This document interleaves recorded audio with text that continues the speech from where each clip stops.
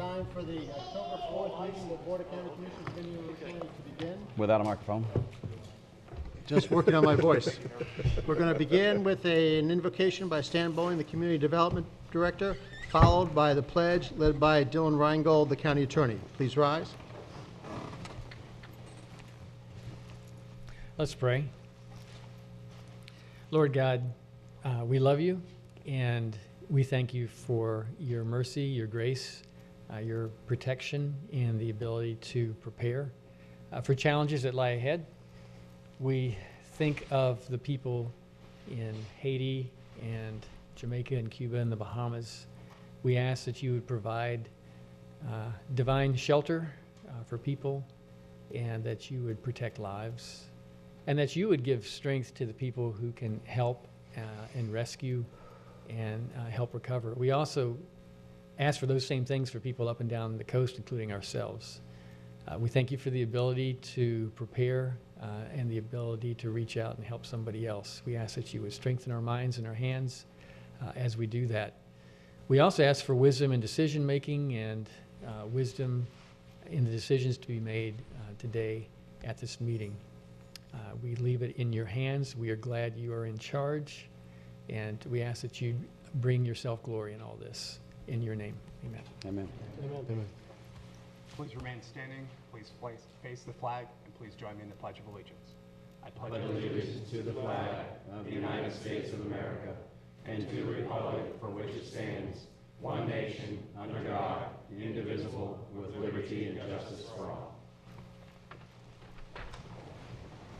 Thank you, Mr. Bowling. Mr. Reingold. We'll move to additions and deletions to the agenda.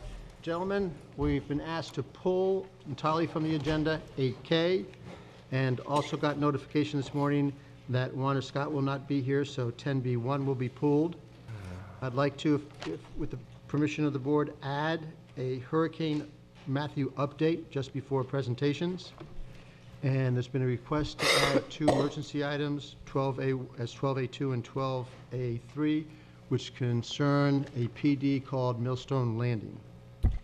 Mr. Chairman, for clarification on the 12A2 item, there was a emergency addition memo, and then there was a replacement emergency addition. Did everybody get the replacement emergency addition memo? Got it. I've got mine. I believe so. And that will be the one that we're adding to the agenda, is the replacement emergency addition. Okay.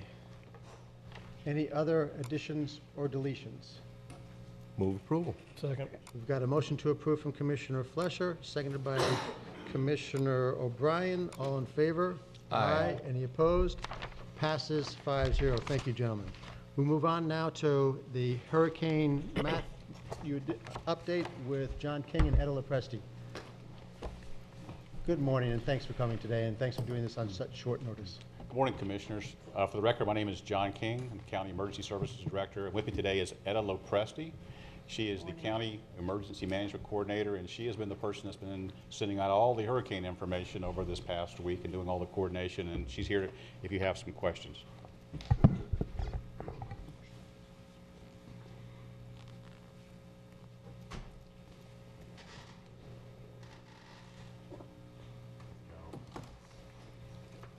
I have a few quick slides for the Commission, just as an update for the community as well. We all know that Hurricane Matthew is off of Haiti and is approaching Cuba this morning. The sustained winds right now are about 145 miles an hour, so this is a very major hurricane. And in addition to having high winds, the outer bands away from the eye extend about 185 miles, where it's tropical force winds. It's still 39 miles an hour, 185 miles out from the center of that storm. So this is a major, major storm. Can I go to the next one, please? This storm is quite dangerous, and what I can promise you towards the end of this week is we're going to have wind, rain, and pounding surf. It's just too early to tell where exactly the storm track is going to take us, but we are going to have some impacts from the storm along the east coast of Florida. It is important that we start to prepare, that we keep information about what's happening. Is very comforting. The information is available, and we'll tell you in just a minute how to get more information, but the timing of this storm is very difficult to tell at this point.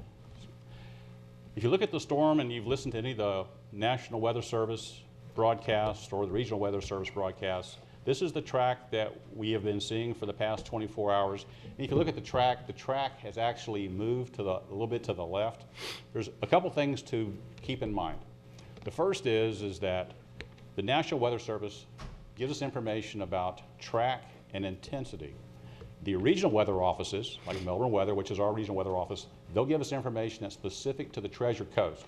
So don't expect the National Hurricane Center to tell you how much rain and wind we're actually going to have in our coastline. That comes from the regional office, and that's why we're giving you that information. It is giving that information daily as we get updates.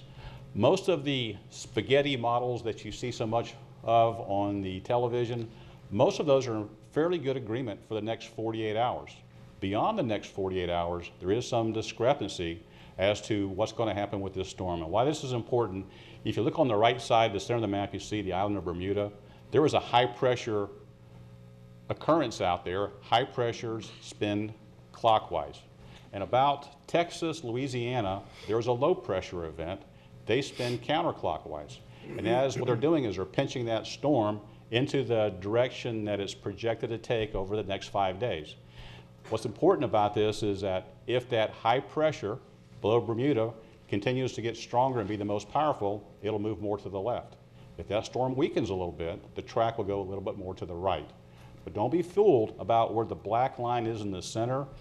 Anything inside that cone is where the eye may be. John, just the other thing people should be aware of, if you look where it says 2 a.m. Friday, it's coded as a M, which is, according to the key, greater than 110 miles an hour. And I think in the earlier forecast, they had that more as an H, a little bit lesser wind. So it looks like the forecast is not only getting closer to us, but also the winds are going to remain stronger than they first thought. So, you know, I think a lot of people might have been looking at that and saying, okay, it's going to stay east and the winds won't be so bad, so we're not going to do anything. Coming closer and the winds being stronger, I think people really need to sit up and pay attention to this one. I think that's a very good point. And on the next slide, you'll see this is the wind probabilities. And as that continues to bend more to the left on the projection, when people see tropical force winds, they think, well, that's sustained winds at 39 miles an hour. Tropical storm force winds are from 39 to 74. Hurricane force winds are above 74 miles an hour. So keep in mind that you might say tropical force winds, but it could be 50 miles an hour. And so that's what's very important to us. There's every indication from the National Weather Service that the eye will remain offshore as of this morning at 0800. However, the closer it comes to the peninsula of Florida, the more winds we're going to get off of that. And so Ed is giving information out daily, several times a day to those folks. Hey, Scott, you got the next slide for me? There's a website that we have, the county webpage, ircgov.com. On the bottom left of that page, anybody that's listening today can go to that page and they can sign up for emails that will come to their smartphone or to their computer. They can also sign up for text messages. Anybody that, and that's a free opportunity. We also have a mobile app. It's Aware and Prepare, Indian River County. It's a free app. You download that and it'll also give you information. It'll also give you maps. As we have information, you have information. So again, it's very early in the storm, but it is a major hurricane. And I think that we should continue to incrementally prepare for a storm like this. And we continue, I'm a guy that the glass is always half full, so I'm hoping for the best. But I also want to be the person that says, even though I'm preparing for the best, I want to make sure that my family and my community is safe. And so I'm also making preparations as we speak about what's going to happen over the next 5 days. Chief King, I thank you very much. Mr. Presley, thank you very much, and good luck over the next few days. I know you'll be busy. Thank you very much. And if I could, I'd like to give Jason a minute to just talk briefly about what the next few days might mean for the county employees. Okay, thank you, Mr. Chairman. So the county has begun making those beginning preparations, reaching out to our vendors and partners, as John talked about a little bit. We will continue to prepare for the storm. What we typically do also is allow time for our employees to make their preparations at their personal residences and with their families so that they can get back and provide services to the public. So we will continue to meet on those, and there will be information coming out to the employees shortly on that. I just want to add that John and Etta are very well qualified. I have great faith in them. I've seen them operate through the 2004, 2005 storms. Hopefully I don't get to see their experience as much, but I think we're in excellent hands there, and we're making those preparations for over the next few days to prepare for the storm. Thank you. Thank you very much, Mr. Brown. Just real quick, if we do make the call, or when would employees anticipate the call to be made? Do we know? We will be meeting after this meeting and communicating with the employees as soon as possible thereafter. Mr. Smith. Mr. Chairman, as comptroller, we already have emergency plans in place to operate and pay bills after the storm and during the storm if it, in fact, it occurs. So we have those contingencies already in place as well. So. Thank you very much. Mr. Chairman, unfortunately, we've already had the first casualty from Hurricane Matthew, and the Beachtown Music Festival featuring Jake Owen has been canceled. So we're losing Jake's annual concert this year. So, but understandably, they had to pull the trigger and make that decision. But That is unfortunate. Oh, with that, we'll move on to the regularly scheduled agenda. We'll move to proclamations and presentations. The first one up is a presentation of a proclamation designating the month of October 2016 as National Domestic Violence Awareness Month. Commissioner Fleischer will present this to Mr. Tom Manwaring. Commissioner Fleischer. Thank you, Mr. Chairman. This is one of those annual proclamations that I believe that all of us wish we did not have to deliver, and we wish that the situation, why it exists and why Safe Space exists, was not present. However, it is, and we're very grateful that Safe Space does exist so that we can bring families closer to being whole again. With that, the following proclamation is designating the month of October 2016 as National Domestic Violence Awareness Month. Whereas each day in America, 4 women are murdered by the intimate partners, and whereas in every 90 seconds in America, 4 women were abused by their intimate partners, and whereas 1 in 3 American women have been assaulted or beaten by a husband or boyfriend. Whereas National Domestic Violence Awareness Month provides all Americans the opportunity to recommit to ensuring that every relationship be violence-free. Whereas all domestic violence victims deserve a safe place where they can live and respect resources, restoration, and justice. And whereas Indian River County Safe Space Incorporated joins forces with law enforcement, victim services programs, criminal justice officials, social service organizations, and concerned citizens throughout the county to fight domestic violence. Whereas together, their commitment and compassion help to ensure that our community steps forward to lend a helping hand to domestic violence and victims in need.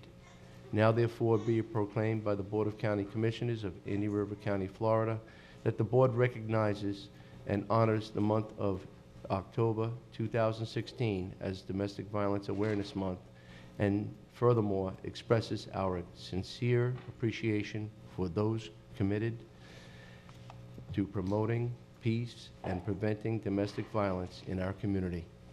Duly adopted this 4th day of October 2016, signed by all 5 county commissioners. Good morning. Good morning, sir. Mr. Chairman, Mr. Vice Chairman, Commissioners, and County Administrator Brown, we so very thankful that you recognize Domestic Violence Awareness Month. And you, Joe, gave most of the statistics that are important about this. I'd like to talk a little more specifically about what happens here. Last night, there were 46 souls in our emergency shelter, 22 women and 24 children, 46 people. For most of this year, it's really approached in the mid-50s, with our capacity being 58 or 60, depending on how we reconfigure. At any given time, we've had 10 to 12 women in our extended supportive living facility. So this is a real issue in our community, in our 3 communities. Last year, there were over 2,500 domestic violence incidences reported our three-county service area, with over 500 happening in this county alone. And we know that at most that represents perhaps half of the incidents that happen. It really can be epidemic. Safe Space is the Treasure Coast only certified domestic violence center, and it is the ultimate safety net for the victims in our local community. We provide safety, support, and education through emergency shelter, supportive living, and outreach services to empower victims to move beyond the circumstances that they currently have and to help them, to empower them to have a life free of violence. Last year, we served 3,000 victims, and we provided over 15,000 safe nights. Our residential programs have been filled to capacity, as I've said. Now, Safe Space began in this community in 1979 and extended down to St. Lucie and Martin counties. In those over 35 years, we have provided 350,000 safe nights and have served over 35,000 victims. So your support and the support of these communities have helped so many, primarily women, but also men, and always children that are involved in these circumstances. Domestic violence can happen anywhere. We know this, right? It can happen on the Barrier Island. It can happen here in the mainland, in Fellsmere, south of town. It really is in every socioeconomic class, every race. And we need to build awareness of that, and we need to not engage in victim shaming. These people are victims of a crime of power and control, and we can do our very best to try to help them. The most dangerous time for a victim is when they first leave, and that's why the emergency shelter is so terrifically important. We are very lucky in this community in so many ways, and we have several board members here. Even though we are a three-county organization, we have 5 board members. I see we have some here with us today. We have Karen Franke, we have Lieutenant Eric Flowers, and we have Luana Dupree, and we have, where are you? Angela Novak, who has a purple shirt on but has a babe in arms that has gotten a little bit restless, and also Linda Henger, who's our current chair. I'd like to also say that Eric Flowers will be stepping up this year to be the chairman of our board. We're very excited. Eric has been a positive force on our board since he joined us.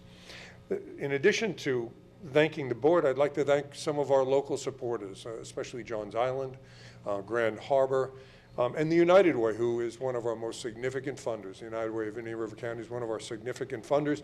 And this year we were very happy to be the beneficiary of an impact fund grant to help fund our supportive living facility.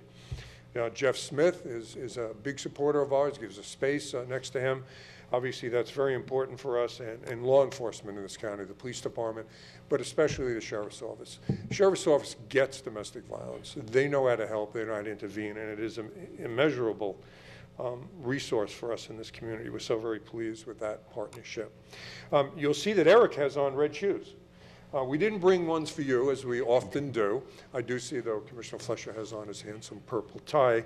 That's our color.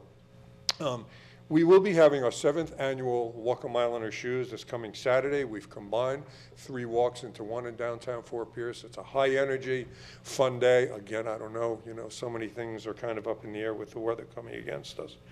But we want to thank you. You've walked the walk, many of you in the red shoes. You've been supportive to us. Every year you recognize Domestic Violence Awareness Month. And we'd like to thank all the good men and women who have lent their voices and their feet, because mine also put on the red shoes on Saturday to this very important cause. Thank you so very much. Thank you. Mr. Chairman. Tom, you mentioned that we have tremendous support and benefactors within the community financially. But there are a lot of folks that would like to help out and donate. And I know that you have tremendous needs for toiletries and sundries and et cetera. And oftentimes we're asked, where can we go with this? So can you help us out to help them to help you? Yeah, I think, although, most of our facilities are confidential, right. What I can do is I can give my phone number, and if people call me, I'd be happy to run and pick stuff up. And that would be 772-341-6395. 772-341-6395. And you're absolutely right. Roseland Women's Club is in the process of developing a number of packets for women, for infants, and for children that include cosmetics, toiletries, playbooks, teddy bears, all sorts of stuff. So, our needs are beyond just the dollar. We have a thrift store that's very successful. We can take those kind of donations, and I'd be the first contact. And again, 772-341-6395 would probably be the best way. Tom, could they stop by the thrift store and drop it off as well? Or, Or would that not be our possible? thrift store is in Fort Pierce, so I'm not sure they want to. It is in South Fort Pierce. What church is that near? Do you know? In South Fort Pierce, I'm not sure, but then we do have a partnership with Kaleidoscope Consignment on Old Dixie Highway, so any items that are dropped there, they designate for us and we pick up directly from them. I should introduce Jeannie Simeone. She works in our county as a prevention specialist, goes into schools and different youth organizations, and she provides information about healthy relationships and how to avoid being the victim of power and control. So if people call you, you'll be happy to I'd be go and happy to them pick up? stuff up, and as Jeannie said, we have a partnership with Kaleidoscope. So either way would be just great. We'll welcome all donations. Thank you. Yes, sir, thank you. Mr. Chairman, yes, before a University of Florida football game, they have a celebrity come out called Mr. Two Bits, and he leads the crowd in a big cheer. And I think with Lieutenant Flowers, being the celebrity he is and how much time he wears those red heels, that we should just now adorn him as Mr. Red Heels going forward to be the cheerleader. So. But he's got to wear them every day. Oh, yeah, absolutely. Every he day. looks good in them, too. When he has to sorry. chase someone on foot. I mean, so, thank you.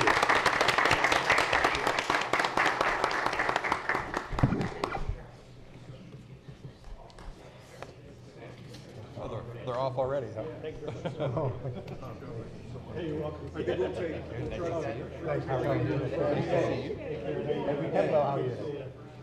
To the left a little bit, Eric? To the left? A little more, a little more, a little more. Perfect.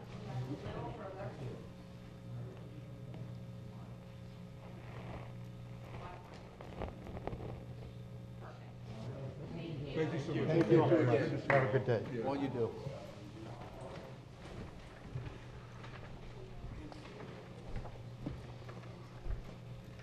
We'll now move to the presentation of a proclamation observing Margot Donadio Memorial Fire Girls 5K Run Day. Commissioner Davis will present this to Tony Donadio and I believe a group. So good morning and welcome. Thank you, Mr. Chairman, and welcome. I see Melinda Judson here with and Chief King. Welcome, Tony. Thank you. This is a proclamation observing Margot Donadio Memorial Fire Girls 5K Run Day. Whereas the Fire Girls of Indian River County celebrate the 5th annual Margot Donadio 5K Run Day.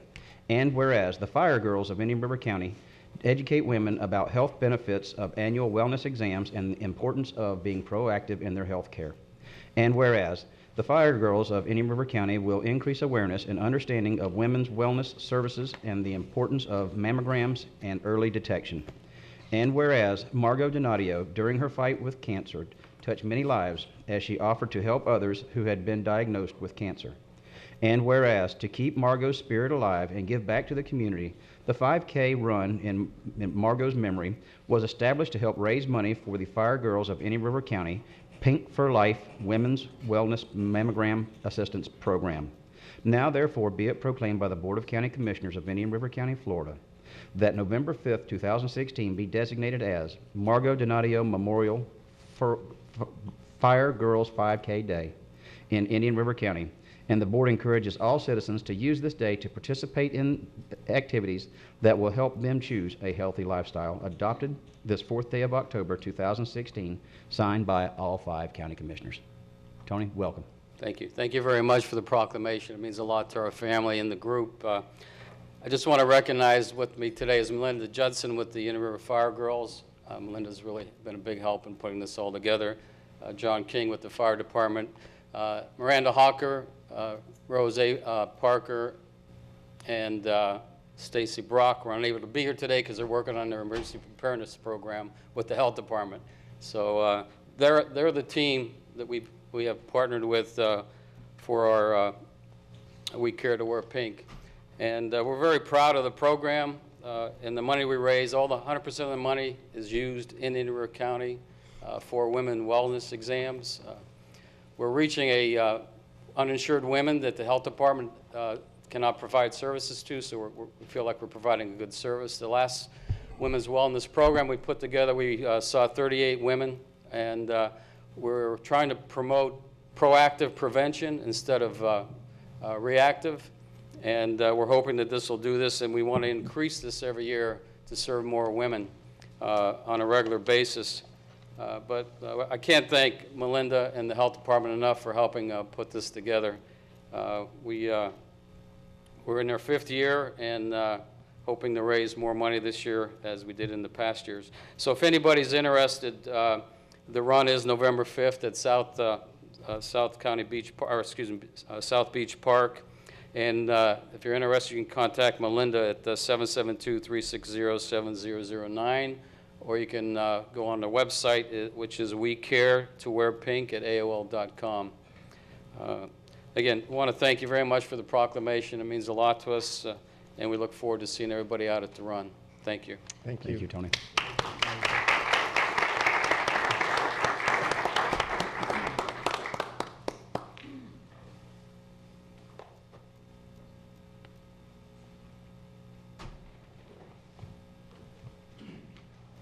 Scott, can you help us, Scott?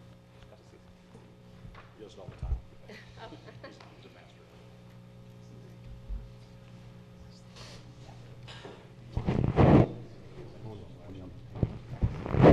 We weren't going to let you pick it.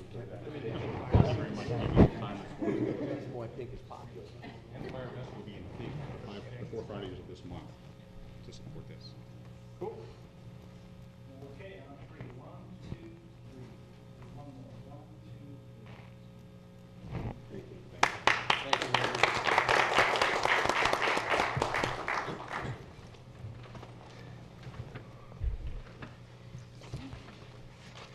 We'll now move to the presentation of a proclamation recognizing the 80th anniversary of Florida State Forests.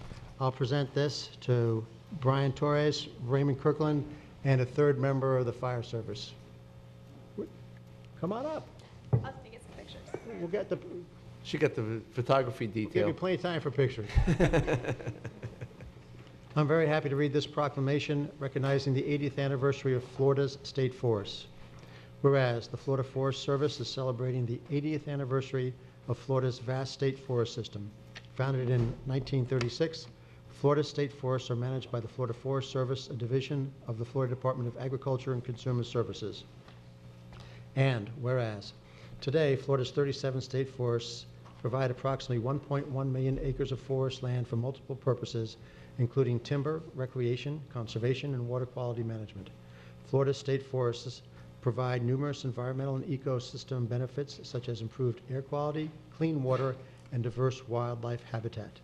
Florida's forests provide habitat for more than 100 species of animals, including the Florida panther, black bear, big cypress fox squirrel, and red-cockaded woodpecker.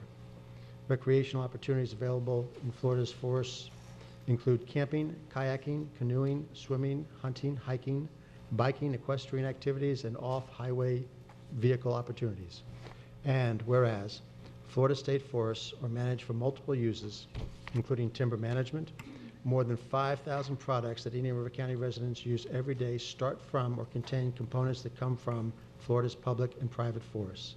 The list includes bandages, mulch, crayons, gum, ink, money, lumber, medicines, fruits, nuts, paint, paper, and fuel to run our cars and trucks. The Florida Forest Service, along with partnering public and private forest landowners, ensures that our forest resources are available for future generations. More than 82 million trees are planted each year in Florida. For every tree harvested, 5 trees are planted.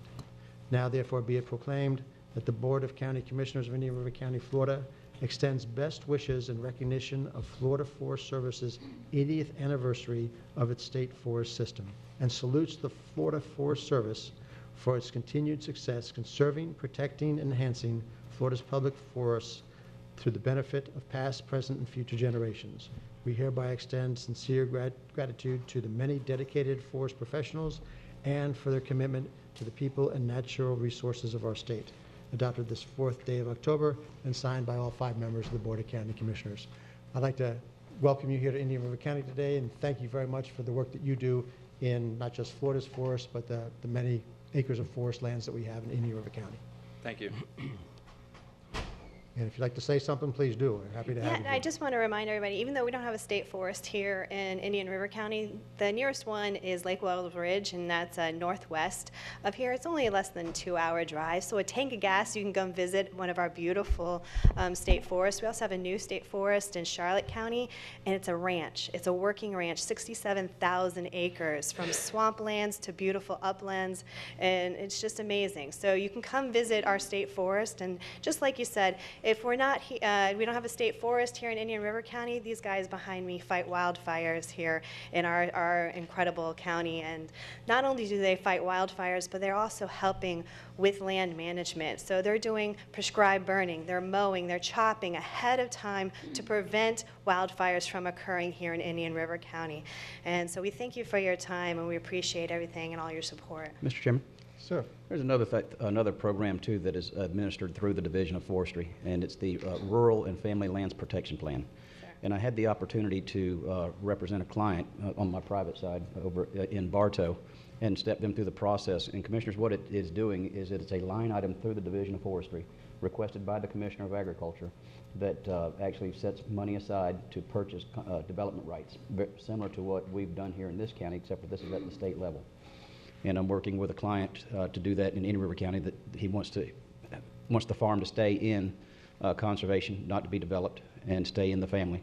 And so it's an exciting program to the tune of about $35 million statewide that is allocated to that through the Division of Forestry. So it's kind of exciting. It's exciting to see some of that happen right here, or try to happen anyhow, here in Indian River County also. Yes, absolutely. Thank you. Thank you very much.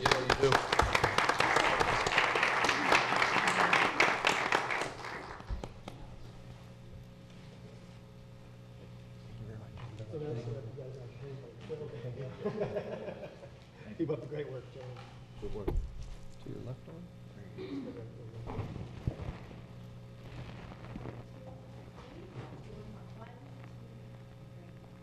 Thank you. Thank you.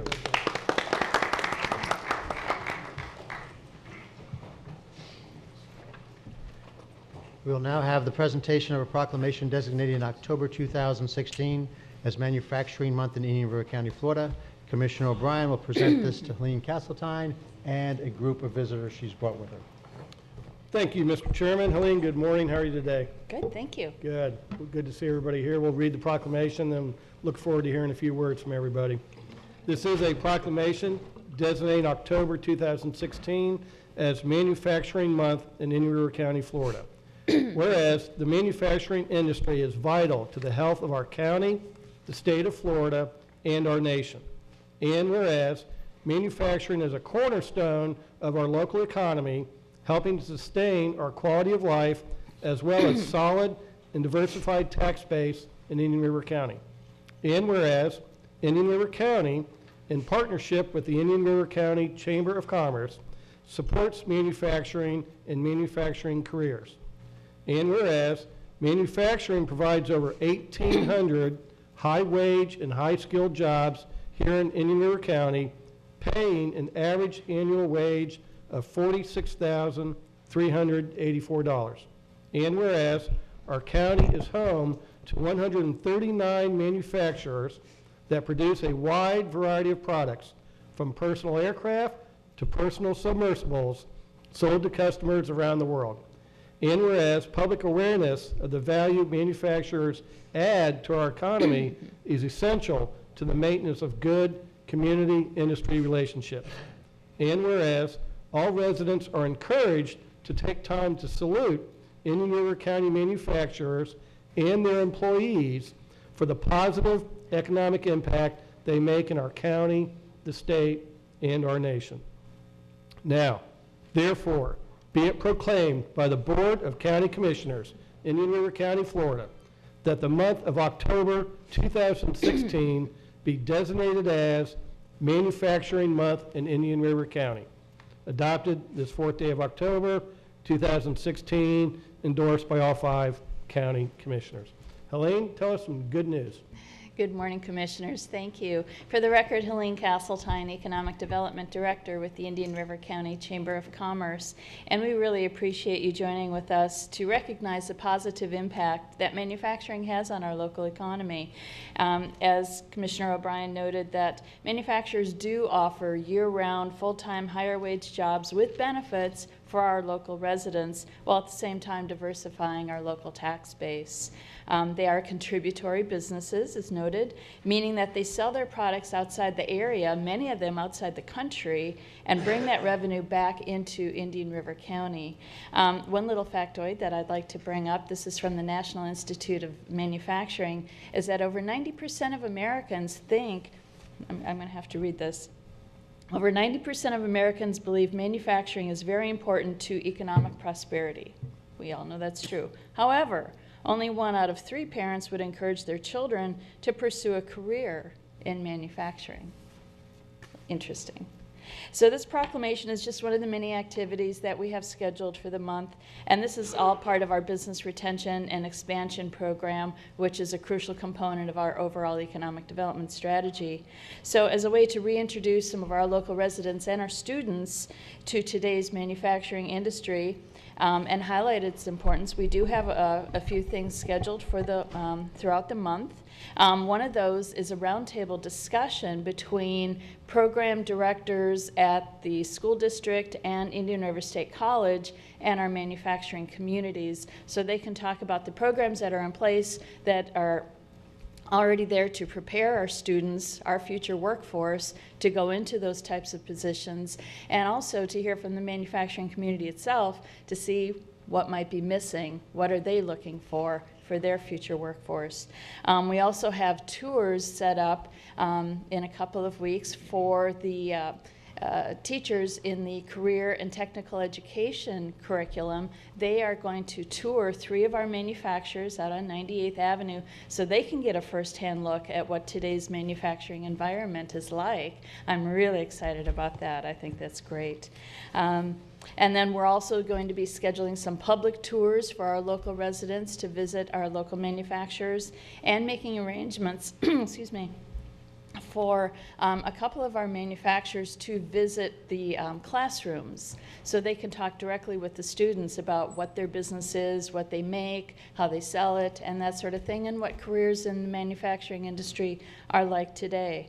So I would like to take a moment to introduce the folks who have joined me here this morning. We have the provost from Indian River State College, Dr. Casey Lunsford. We have Dr. Michael Arnett, who oversees the Career and Technical Education Program at the Indian River County School District. Both of these gentlemen have been incredibly terrific in getting some of these events scheduled for this month. And we also have Tim Gerard, who's the president of Gerard Equipment. Many of you are familiar with Gerard Equipment, but they make pressurized valve caps that are for the tanker truck industry. Products are sold throughout the world. Gerard Equipment employs about 100 people here in Indian River County now, located over on Old Dixie Highway in Gifford. And I should point out that Tim makes it a point of hiring Gifford residents. So we're really excited to have him here today. So thank you so much in joining us and celebrating the importance of manufacturing in Indian River County. And we look forward to maybe your participation in some of these events. Helene, it was very interesting you mentioned that only 1 in 3 parents would encourage their children to go into manufacturing. Because as you and I tour and visit with the different manufacturers in the county, it's amazing how much high-tech equipment that they are utilizing now to produce what the product that they're doing. And so it really is becoming, I think a lot of people in their minds, they think manufacturing, they think like a steel mill or a automobile assembly line, and yeah, I don't want my kid doing that. But it's really high tech, and that's where certainly the colleges and the high schools and the technology they can teach to the kids is so important to building that workforce, because it really is operating some very expensive high tech equipment. And I think that's the message we need to get out, so that the parents and kids realize it is a pretty darn good career. And it's pretty high tech, so let's keep working on getting that word out. Absolutely. Thank you, Commissioner. Thank you, Mr. Chairman. And first of all, I would like to say congratulations to the Chamber for never taking your eye off the ball of economic growth. And because we all remember a time, or you and I at least remember a time, when you could not say the word growth without almost being tarred and feathered and ran out of town back in 2004. Right. Even though it was economic. And you kept your eye on the ball through it all, and now through the downturn, and now as we come out the other side. But with that said, we talk about how important it is to our economy. It's more than that. And whenever I look and I see, like Tim Gerard's behind you right there, to look at what this community's gone through as far as losing the citrus industry. I heard that there's another packing house that's had it been made one more year, it'd have been open for 100 years here that's not opening up this year. But as we see that, Tim was able, through Gerard Equipment, to take advantage of what other communities seem to have had, which is vacant industrial space in buildings. He was able to go in and to open his business. And it's interesting, I was around the 4th of July, he invited me up for a little barbecue and got to sit down and talk to the employees. And as I walked through Gerard Equipment, I remember as a farmer running my fruit through that packing house before it went to Japan to be exported. That business is not there anymore, and I was able to sit down and talk to the employees and ask them some simple questions. How long have you been with Gerard? And they'd say 5, 6 years, something like that. Some of them moved down from the Northeast with Gerard Equipment. Then I said, well, what do you do? And just what Peter O'Brien said was, I run the CNC, the high-tech side of it. And I said, well, how did you start here? Well, they needed somebody to sweep the floors. And I love to see the success stories of how once you have an employer in this community that can determine that you show up on time with a good attitude, they'll teach you what he needs you to know to become skilled and to become a valuable part of not just that business, but now this community. Mm-hmm. And that takes me to the other side of this whole thing that I think that really where the value is. I mean, when you have somebody like the CEO or the owner of a business come into the community, move everybody here, make a commitment to the community, it's more than just jobs. Mm-hmm. He winds up humiliating himself through Dancing with the Stars to help out to help out the Healthy Start Coalition. Yeah, I know. But I was born here. I had no choice. So. But with that said, it's not about just the economy of and how manufacturing is important to our economy. It's important to our community in every one of those facets that I just laid out there. And I really do appreciate everything you said as far as the proclamation. But there's a whole other side to it that certainly can't be overlooked. Mm-hmm. Full agreement, Commissioner. And in the proclamation, when we mentioned that there's 139 manufacturers here in Indian River County, number one, that surprises a lot of people. But I would say probably over 90% of those are locally owned and operated. So they are part of the fabric of our community. Yeah, so good point. Thank you. Thank you very much. All right, thank you.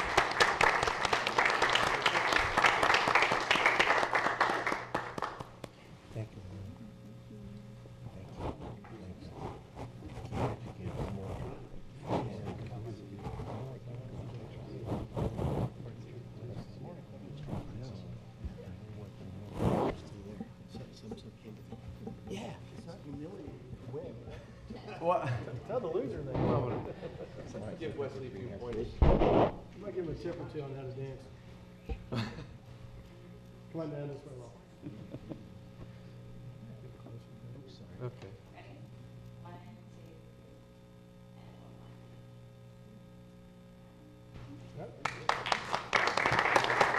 All right. Now go to the approval of the minutes. Move approval of September 14, preliminary budget hearing minutes and September 21st, final budget hearing. Second. Motion from Commissioner O'Brien, second from Commissioner Zork. All in favor? Aye. Any opposed? Passes 5-0. Anybody wish to pull anything off the information items? If not, we'll move to the consent agenda. Gentlemen, anybody wish to pull anything from the consent agenda? Mr. Chairman, I'd like to pull J and O. And we had already pulled K from the... That was actually pulled from the agenda totally. Correct. Anybody else? Is there anybody from the public who would like to pull anything from the consent agenda for discussion? Mr. Chairman, Sir, move approval as amended. Second. we have a motion from Commissioner Flesher, seconded by Commissioner Zork. Commissioner, all in favor? Aye. Passes 5-0. Commissioner O'Brien. Thank you, Mr. Chairman. Item J is the North Sebastian Septic to Sewer approval of the cost share funding. I just wanted to pull this to highlight, let the community know that we're moving forward on this project to bring sewer to what we're calling the Phase 1 in the Sebastian area. This will benefit some commercial parcels up there, so that's an important economic development project, as well as there are some residential areas that'll get on sewer and help reduce the flow of nutrients into the lagoon, so that's another positive. We did receive funding from the St. Johns River Water Management District for about a third of the cost of this project, so that's also a plus. And so I just want to highlight those positives that we're moving forward with this project and go ahead and move approval of staff recommendation. Second. Motion from Commissioner O'Brien, second by Commissioner Flesher. Any other discussion? Just real quick, this was something whenever we had the opportunity, Senator Latvala was here last week, and Senator Latvala, if you may remember, he was involved with the struggle about who was going to be the next Senate President with Senator Negron, but whenever he was here, he's now going to be the Appropriations Chair for the Senate, and this was one of the things I had about 10 minutes just to speak with him about. And it's really unprecedented, in my opinion, to have the House or the Appropriations Chair for the Senate to spend 3.5 hours to sit down and just talk to the commissioners and other and county staff about issues that are coming before us. So hopefully we'll get a little bit of bounce out of that this coming session. With anything else, if there's not, all in favor? Aye. Passes 5-0. Commissioner O'Brien. Thank you, Mr. Chairman. Item O is just the adoption of revised building permit fee schedule. And I think it's good news for the community and things that we're actually reducing our permit fees by 5%. Although it's not a tremendous dollar amount, I think it does indicate that we're trying to be as business friendly and open and possible as we can, and to try to keep costs down so that businesses and construction and activity can move forward. And with that, move staff recommendation of the 5% reduction. Second. Motion from Commissioner O'Brien, second by Commissioner Flesher. Any other discussion? All in favor? Aye. Aye. Any opposed? Motion passes 5-0. Thank you. We will now move on to constitutional officers. We have Indian River County Supervisor of Elections, Leslie Swan. Good morning, Ms. Swan. How are you? Welcome. I'm just here today to ask for your permission for the 15% match for the federal elections activities. We already have the money appropriated in the budget that was just approved in September. Move approval. Second. Motion from Commissioner Flesher, second by Commissioner O'Brien. Any discussion? All in favor? Aye. Any opposed? Passes 5-0. Thank you very much. Thank you. Thank you very much. And could I just remind all of those that are watching this on TV or on the internet that the last day to register to vote for the presidential election is October 11th. Thank you very much. Thank you. Thank you very much. We'll move on to public items, public hearings. Fisher Lake Island Subdivision Phase 1 through 6, Replat 7 Petition Water Assessment Project. And good morning, Mr. Burke.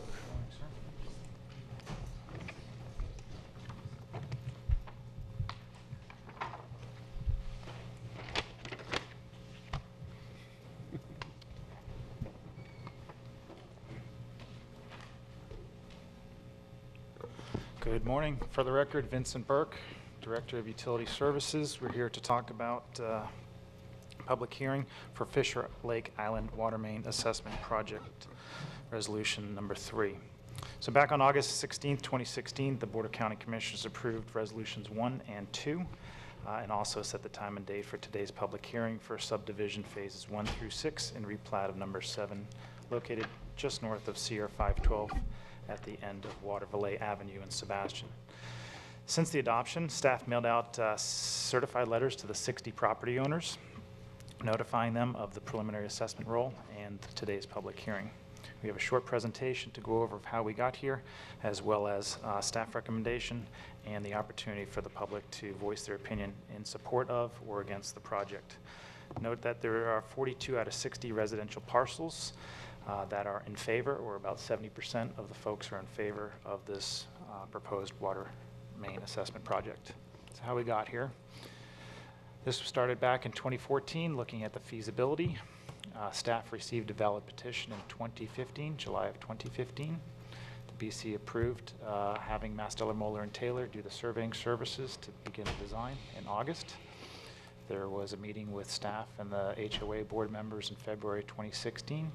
As mentioned earlier, the Board of County Commissioners adopted Resolution 1 and 2 on the 16th of August and set the time and date for today. We mailed out those letters, and also staff had an informational meeting at the clubhouse held on September 15th of 2016, in which 8 property owners were present, including the point of contact, Mr. McCormick.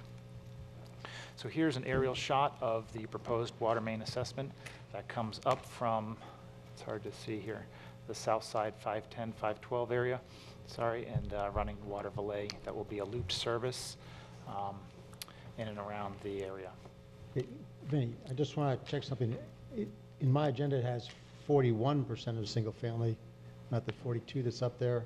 Okay. And so I just want to make sure that that's the accurate number. It's 42 out of the 60. 42 out of 60 on page 198 of the agenda. Yeah. And do you know how many of those are the 41 single family residential parcels? I'd have to go back to the actual signature cards to look at how many of those are the 41 single-family lots. Again, there's 19 vacant lots. There's 41 single-family residential parcels. So it's hard to read, but it shows you the estimated construction costs of about $460,000. We have some surveying and engineering of about $26,870. to get a total project cost of $486,424. Again, this is before we go out for a competitive bid, but based on some other construction costs that we've had in the past, which equates to a per parcel cost of $8,107.07. Benny, going back to that. Yes, sir. I'm assuming that that is the line, it's going to go on the outside. Is the gray area going to be where the line, the water main is going to go? The gray area is the boundary of the benefiting properties, but you're absolutely correct, Commissioner. It's going to go on the outside of the roadway in the right-of-way where we have an easement, and then we'll be allowing to provide services to each of those lots that have a structure. And whenever this came up the last time, I wanted us to keep in mind that we have a county recreational facility down there. I have 2 slides that will address that. You're the man. I'll be quiet. Okay. So before we get to that, it's hard to see in the screen here, I apologize, but we just did estimated cost to the residential homeowners for 3 types of costs. One is the consumption based on about 5,000 gallons of water used a month, and that's close to $22 a month. That's for the water consumption. The second is for the actual assessment service, that $8,100 and change over a 10-year period, financed at 5%. That 5% is set by the board each January. That's just over $88. And then the impact fee, which is $1,300 financed for 5 years, close to $24.53. So for someone who's on well service that will be part of this assessment, at least for the first 5 years, they'll be paying $134.41. After years 6 through 10, the impact fee drops off, reduces to $109.88, and then you'll see the consumption after 10 years. At the bottom of the page as well, there's some miscellaneous costs that are in addition to what was described above, the 5/8 inch meter fee, a deposit for new accounts, and a new service fee that's standard for setting up those. And if the impact fee is financed, then there's a recording and doc stamp that's $40.05 on top of that as well. So just to give some of the folks an idea of what those costs will be for a financing option over the 10-year period. So to address your concerns, Commissioner, staff was asked to look at the possibility of providing some water service and or hydrants in that area. So we looked at 2 scenarios, and we'll see the map here in a second. The first scenario is a possible water fountain or water service at the canoe launch, which is on the outskirts of the proposed water assessment project. The pros here are that we would be able to provide water for some of those folks. The cons, we just wanted to illustrate that certainly there'd be a meter that would be required, perhaps an ERU. Not sure who would pay for that. There is no sewer on site currently. Certainly if there's more than just a water bubbler, we're concerned about where that water does go for a collection system. possibly vandalism or some theft that could occur unbeknownst to us. So right now, we estimate the construction cost to be about $3,000 to run a line. The second part of that is fire hydrants to supplement the conservation area along Water Valet. And I know that there's been some issues in the past next to Dryden Avenue or the rails to trail that we'll show you in a second here. But we have 2 proposed hydrants illustrated on the map. Each of those hydrant assemblies with the isolation valves, the bonnets and all that are about $4,000 each. And we recommend that if that is decided, definitely should not be part of that assessment. So here, if you can, it's hard to tell, this is the entrance on the upper right-hand part of the screen to the Fisher Lakes Island subdivision. But we would propose adding a hydrant at this location. The canoe launch is in the bottom right-hand part of the corner, and perhaps another hydrant over here next to Dryden Avenue. There's the Florida Rails to Trail entranceway, right where the cursor is located right here. But certainly we'd be able to add a hydrant at each of those locations, the cost being about $4,000 each. We would also, just to let you know, decided to run this water main along the Canoe Avenue access point to avoid additional landscaping costs and recovery costs to the homeowners. To save some of those costs, instead of running it inside the subdivision, this line is going to be run along the canoe launch area and then into the subdivision to save on some of the costs for restoration. And it is also known that this will be a loop service, so for some reason if there's an issue we can isolate that line and minimize those folks who will be out of service. So that's something that we wanted to address back in the August time period. The board had asked staff to look at that with some estimated costs for the hydrant and possibly do an extension of a service line to this canoe launch area. So moving forward, Resolution 3 is today. Certainly after I'm done talking, we'd open up to the public to hear their comments. We're expecting to obtain the FDEP permit by the end of this month. Then we would advertise for bids if the board decides to move forward today, sometime in December, with estimated final completion sometime in August of 2017. So on your agenda page 199, I refer you to the recommendation, which is succinctly summarized to be the following. Staff recommends that the Board of County Commissioner consider the following options. Adopt resolution number 3 with the following items. The cost per parcel is $8,107.07. The 60 benefiting parcels will be included as part of the special assessment lien. And for those benefiting parcels that have been mentioned above, allow property owners to finance the capital cost of $8,107.07 for up to 10 years, payable in 10 equal installments at an annual rate set by the board, which is currently at 5%. If there's any questions, I'd be happy to ask those questions, but certainly would turn over to the board to open up the public hearing. Thank you, Mr. Burke. Any questions for Mr. Burke? No, sir. Nope. Okay. Vinny, or actually this is probably to the board, I guess. Problematic without a sewer being there, is there a reason why water from where you drink going on the ground is bad that we need to worry about? No, our concern is not so much, one, the cost, but two, the water quality. We have to maintain certain DEP water quality, and if you have stagnant water in those pipes, now you're maybe talking about an auto flusher. Now you want to make sure that the chlorine residual meets the DEP requirements. So, you know, it could be a situation where you have somebody using that bubbler every day, perhaps in the summer months, but maybe not in the winter, and that water sits in that pipeline. So the onus would be on us to make sure, or someone to make sure that that water quality was of sufficient potable needs for when it's used. I appreciate your concerns on the bubbler. I mean, it appears to be that there might be some problematic issues, but as far as fire service, I mean, that would be, I believe it would be errant to move forward with this project and not include fire suppression. Again, just to identify the cost factor would be bared wholly by the county for those lines and the devices. Yes, sir. I mean, there would be one, perhaps 2 fire hydrant assemblies at a cost of $4,000 each, just to put the fire hydrants, one at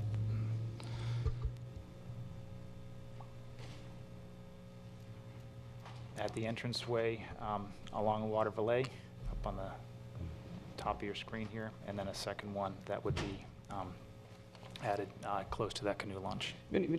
Chairman, Vinny, what would it be like if if we were, I don't know, maybe I'm overanalyzing this, but I just think it's such a nice facility there, and it's got little picnic, little thing, the tables, covers. I don't even think is there grills there? I don't even know that. I'm not sure about I don't remember whether there, it wouldn't surprise me if there was, but I don't remember. And maybe if we move the fire hydrant just a little bit further to the east and put something there, I don't know. It's such a nice facility to not have something like a little bit of water, I think is maybe being a little bit short-sighted, I think. But I'm only one of 5. At this point, I'm leaning more towards Commissioner Fleischer. I see the strong reason for going ahead with the fire hydrants at this time. I think most of us can, when we go out in Florida, we're able to carry our own water. And I understand the downside of having something that can be vandalized, that gives the extra maintenance problem, something like that. And given how, with the fire hydrants there, I think we can always, or the lines for the fire hydrants there, I think we can always come back sometime in the future.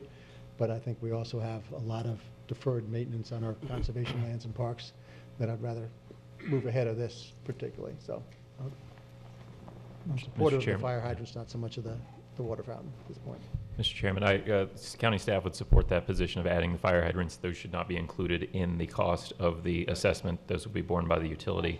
I do want to clarify that we do have the hydrants in the neighborhood there in accordance with the design standards. This would just be to add the protection in those conservation areas, as some folks had raised some concerns about wildland fires there, and staff would be supportive of that. And those would be funded from the utility system. There's scheduled 8 hydrants to go inside the subdivision, and then this would bring the number to 10. Any other questions of staff? If not, I'll open up the public hearing. Is there anyone from the public who would like to speak on this matter? Sir, come on up, please. Name and address for the record, if you would. Yes.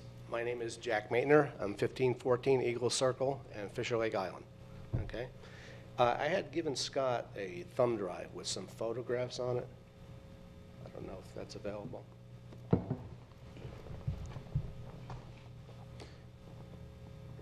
Yeah. What I wanted to do is just take a moment of your time to reemphasize what Commissioner Davis had brought up in the August meeting. We really are on the verge of a tinderbox in that neighborhood. And this is photographs of a controlled burn back in May. Okay. And it's, you know, it was done with our knowledge, but it's very scary to look out your window and see this. We really feel that, at least I feel, that the addition of the fire hydrants there in the community will placate a lot of our fears and concerns on these issues. The forestry people tell us we should request this to be done once a year. This is the first time a controlled burn was done in about 8 years. I've lived in the community for 12, 13 years now. And I've seen fires that were not controlled burn, that had the helicopters come in and scoop water and all that stuff. So I think for me personally, the addition of the fire hydrants is paramount. I really would appreciate your passage of this resolution. Also, I have 2 other things. Our homeowners insurances will probably, it depends on who you talk to, could really realize a savings of perhaps anywhere from $300 to $700, depending on your homes. So that could defray some of the cost of the assessment. And then third, I'm a member of the Realtors Association in Indian River County. And Sebastian, more and more, especially with Collier Creek, the resolution for water there, Fisher Lake Island would become probably the only HOA community in Sebastian that would not have public water, and I think that would really have an impact on our property values, and I really would have a concern with that. And so again, I would ask you for support in passing this. So thank you very much. Just real quick on those pictures, those appear to be of the buffer, correct? Yes. What I wanted to emphasize there, thanks, Commissioner Davis. The forestry actually comes in and they maintain the fire paths for us, and that fence is right across the street from my house. Okay, so that's my view out the front yard. It's beautiful, but when there's a fire, it gets your attention. But like I say, about 3 or 4 times a year, they come in with mowers and they groom those paths so that they have access to fight fires back in there. And the Commissioner's reason why I say that is I really am concerned about the county's conservation portion up near where the trail goes through. That is beyond needing a controlled burn. And of course, I don't have to go through the benefits ecologically or habitat-wise of the benefits of the controlled burn, but it's waiting for a lightning strike and to get out of hand. And we were supposed to have, I believe John King was going to have somebody with the Division of Forestry burn it for us, I thought. Yeah, we're working on that. We are beefing up our controlled burn activities in our conservation lands with increased funding for conservation lands in the budget that just started 2 days ago. And just in case y'all didn't know this, we've got an in-house expert in our deputy county attorney who used to be the urban forester for Indian River County before he was a lawyer. Oh, good. So, in the good old days, Bill. He could help us out. Absolutely. He can speak the language. Thanks for your time. Thank you very much. Anyone else from the public wish to speak on this matter? Anyone else from the public? We will now close the public hearing. Gentlemen, let's take this in two motions to make sure that we know which part the citizens are paying for and which part the county's going to be paying for.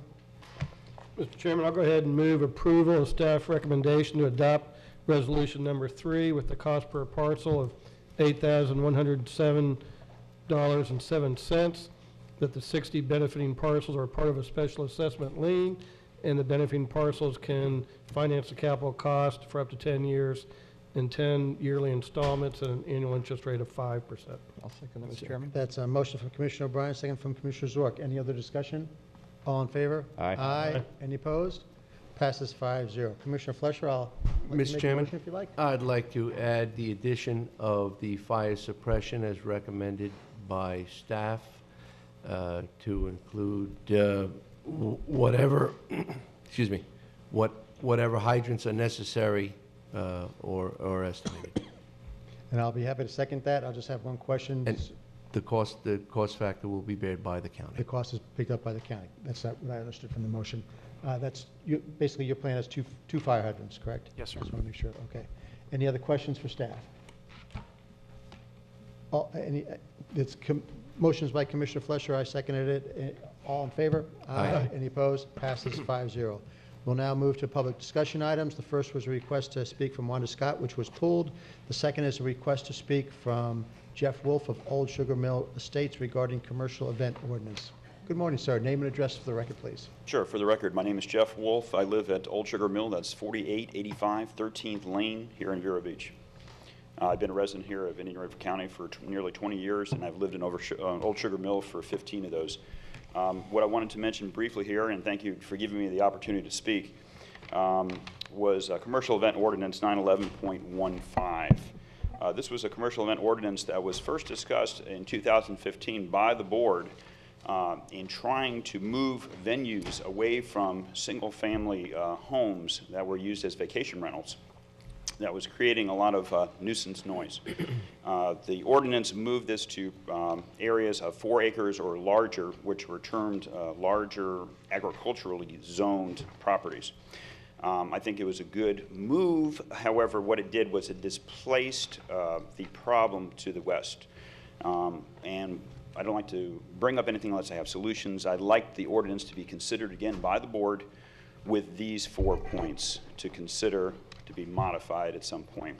I think the size of the parcel is a problem. 4 acres is really not large enough for these kind of venues. I think it needs to be more of an A2 parcel. That's at least 9.9 acres in size. 4 acres, when deposited in the middle of neighborhoods, can be a problem with noise. The second thing is a perimeter around a property that is going to use the property for commercial events. Even if you have a square mile and you put a venue on there at the border of the property, it can be a nuisance for surrounding neighborhoods. So it's not necessarily just the size, but where the event actually occurs within the parcel. The third thing of consideration is going to be merging these parcels together. Currently, the way the ordinance is written, somebody who owns a very small A1 parcel, smaller than 1 acre, can merge these small parcels together to achieve the minimum of 4 acres to qualify for a larger agriculturally zoned property, and then continue to have these commercial events on the property. And the fourth point is whether or not the commercial event is outdoors or indoors. And that's not really considered in the ordinance as well. If it's indoors, it makes a big difference versus outdoors, surrounding, spreading that noise to the surrounding neighborhoods all around the venue. take any questions if you guys have them. Any questions? You're before us today. I just wanted to ask you, since the ordinance was created, you have seen an increase Yes. in activity in an adjoining facility? Yes, sir. And because that facility has been there for quite some time, and they tend to have people directing traffic. It's well organized. They assign people, and the ordinance was created for several reasons through the enactment of the committee, but as a need. But the ordinance, while it did not address any concerns locally that you have, it did provide for a blanket throughout the county. I don't know if I've seen a change in the adjoining facility that you're talking about tremendously. I mean, as far as activity or the amount of events that they're having. So customarily, they've been great community partners, and just had to ask that. We've seen an increase in activity for the last 2 years now. It's beginning in around 2014, 2015 is when we started to hear more events. Advertising has gone up, and the weekend occurrences have been weekly during seasonal moves. You don't hear it during the summertime, but during fall and winter time, it will be a weekend event that has become very popular. But they're in control of the vehicles. The vehicles are going where they have to go, right? Correct? They're not out there along the right of way or. No, causing that was it's a problem. Traffic concern. Right. Before, in the problem when the beachside areas, there were vehicles on A1A on both sides. In this case, we don't have the vehicles on the road, but we do have some moving vehicles, trucks bringing food, music, so forth, larger trucks that are blocking the road at times while they back up into the facility to unload and load large amounts of supplies for the venues, which have stopped traffic on the road for short periods of time. That in itself is not as much a problem as the noise and the music at night. And you said you had recommended a solution. It's a pretty well buffered environment in between your subdivision and that location, correct? I don't believe so. I don't believe it's buffered at all at this point. It's just adjacent to our neighborhood. I'm just going to caution. All right. Yeah. About any specific one. Yes. Commissioner O'Brien. Thank you, Mr. Chairman. Mr. Wolf, first I want to thank you for coming here and bringing some suggestions. You know, this whole vacation rental thing and event thing, it's kind of been like a Star Trek episode. You know, this board had to boldly go where no board's gone before. And I think we all kind of realize that the ordinances we've passed have been kind of the first shots at this, and that over time we would certainly maybe have to tweak some things and make adjustments. So again, I appreciate you coming forward with some suggestions. I don't think I'm quite ready to open it back up at this point in time. We're just starting to send out, some notices to other venues, and I'd like to give it a little bit more time and see if we get any more feedback or information before we retweak it. But I certainly do appreciate you coming forward with some suggestions, so thank you for that. Okay. Thank you very much for allowing me to speak to you. Thank you. Moving on, we've got a request to speak from Brian Hetty, who I don't, there he is. Name and address for the record, please.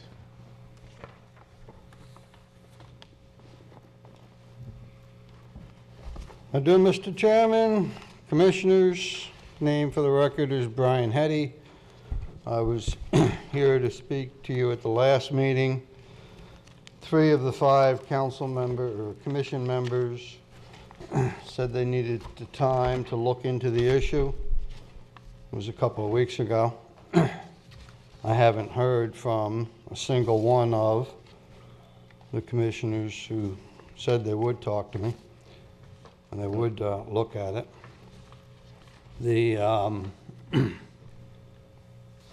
two topics are the commercial event ordinance and the sea turtle violations.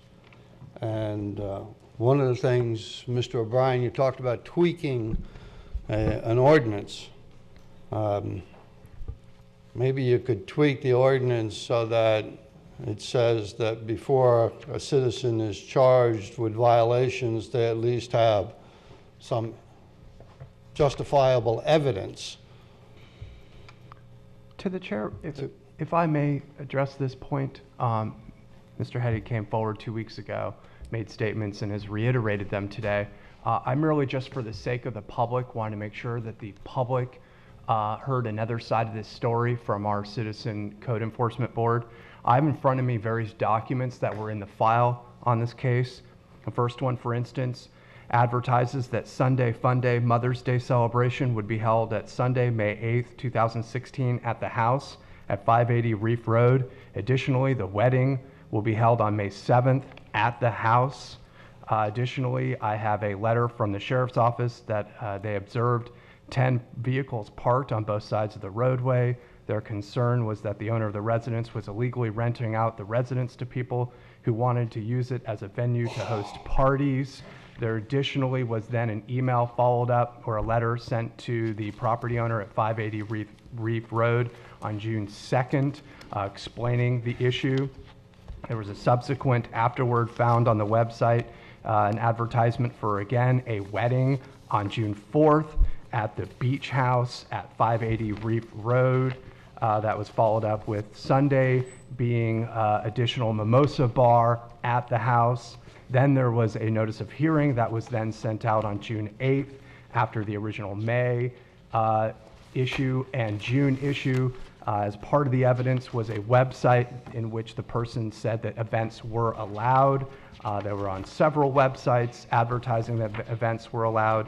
Additionally, Mr. Roland DeBloy testified at the hearing about the advertising of various vacation rental websites that events were allowed. I've just heard way too much about how there was no evidence in front of our Citizen Code Board. I believe that those are all adequate to be evidence. I normally would not go into debate with somebody about something that is in circuit court, but I just found it offensive that this person alleged that there was no evidence, and I wanted to make sure the public was aware that our code enforcement officers and our code board have done their job. And Thank Mr. you. Rangel, just for the public, what was the sanction that was applied at that time? There actually was no fine. It was simply just, please do not have these types of events anymore. Well, I take it as the sanction was the letter notifying the people that events aren't allowed. That is correct. So basically, we, the county, set up this ordinance so that it would have a mechanism so that just in case any citizen who had a home didn't know, wasn't aware that we had passed an ordinance, that before any fine or any real sanction was taking place, if they had an event, the first time they would simply get a letter so that they would be aware that they were actually violating a statute. And I just, for my own part, I think that is the county being incredibly responsible and doing everything we possibly could to be very fair to both sides, so that, yes, the events are not proper in that type of neighborhood, and they're now prohibited by ordinance, but we didn't want to catch anybody by surprise. So. And just to clarify, also, all the information that I've just referenced was actually handed to the property owner when I met with that person several weeks ago. Just want to make sure they had a complete record And the other point is there still the court case going on regarding this issue now? Yes, that case is still pending. So that just is sort of an advisory to the board that we need to be careful in how we respond. Thank you. Mr. Chairman? I just wanted council to add that the information that council has just given was available to us, and we had the opportunity to speak with staff, and we also were advised that there was an active, ongoing case, and that we should not have communication. Thank you. Mr. Hetty, sorry to interrupt you. Thank you. Does the overhead here work? Yes, we'll see if there's anybody who can give you a hand. Mr. Bowling looks like he's going to come down and give you a hand with the Elmo. Help is on the way.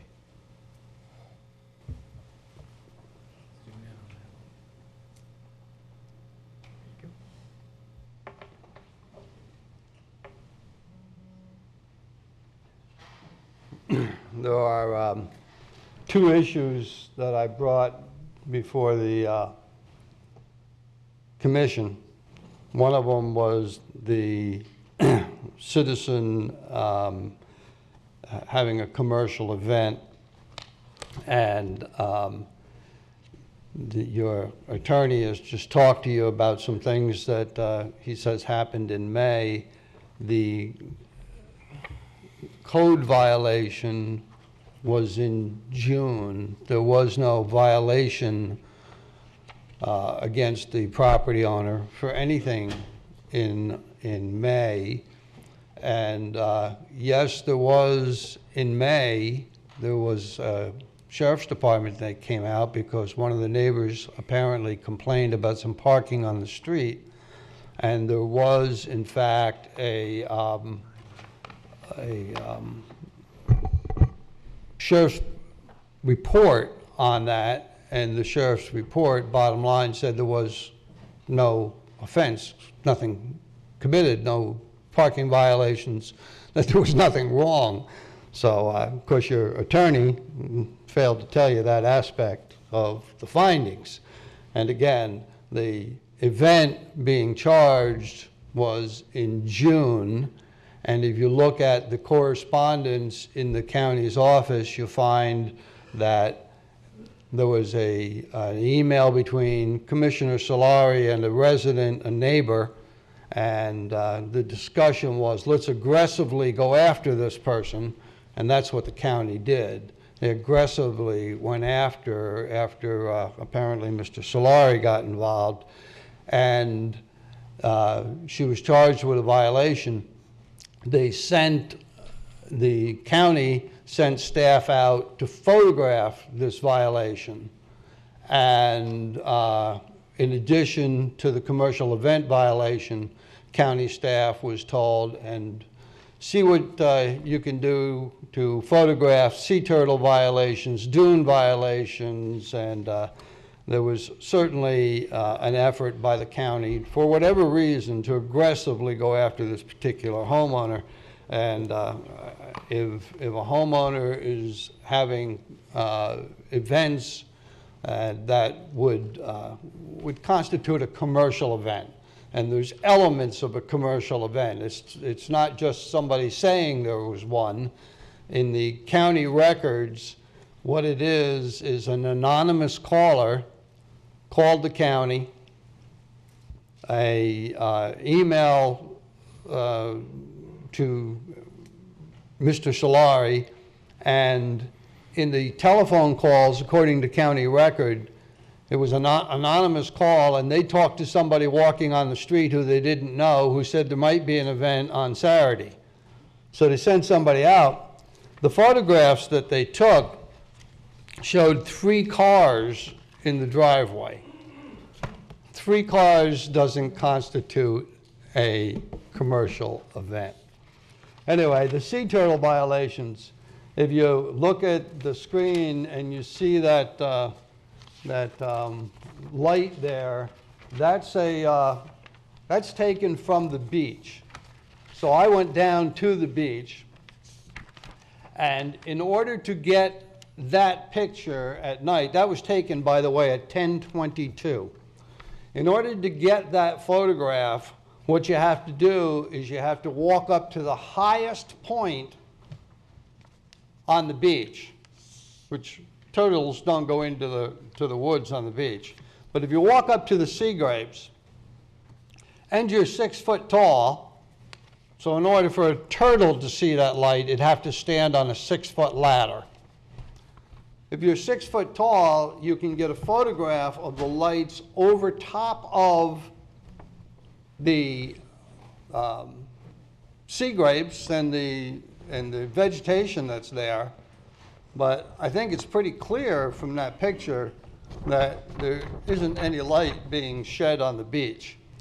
Now, to give you some perspective, to the audience watching, and both here and at home, please be aware that the issues that Mr. Hetty is discussing have actually been dropped There was a motion for rehearing on the issue of sea turtle ordinance violation, and the Code Enforcement Board has determined that there was not a violation of the code with regards to the sea turtle issue. Therefore, that issue has already been resolved. Thank you very much. You know, what's not good is when you have people that work for the public that just don't tell the truth. This sea turtle violation has not gone away. In fact, this sea turtle violation, they want $100, and if you read the ordinance, it's $100 a day. To give you some perspective as to, I mean, you can see from the photograph that there's no light illuminating a beach. There is a speck of light way off in the distance. I'll show you where it is. The picture, the photograph was actually taken from this location, standing up on the height of the dunes, and it was taken, here's a lot, and here's another house, and here's the third, and the light is at the end of the driveway in that house. That's where that speck of light is. And the county wants to charge a homeowner $100 or $100 a day. I was told by code enforcement that if they just paid $100, then the thing would go away. The problem with just paying $100 is you're also admitting guilt. And the other thing is that if you look at the ordinance, you have to wonder whether the $100 is paying for the first day and whether they're going to get charged $100 every day of a violation. And again, that's the light off in the distance. And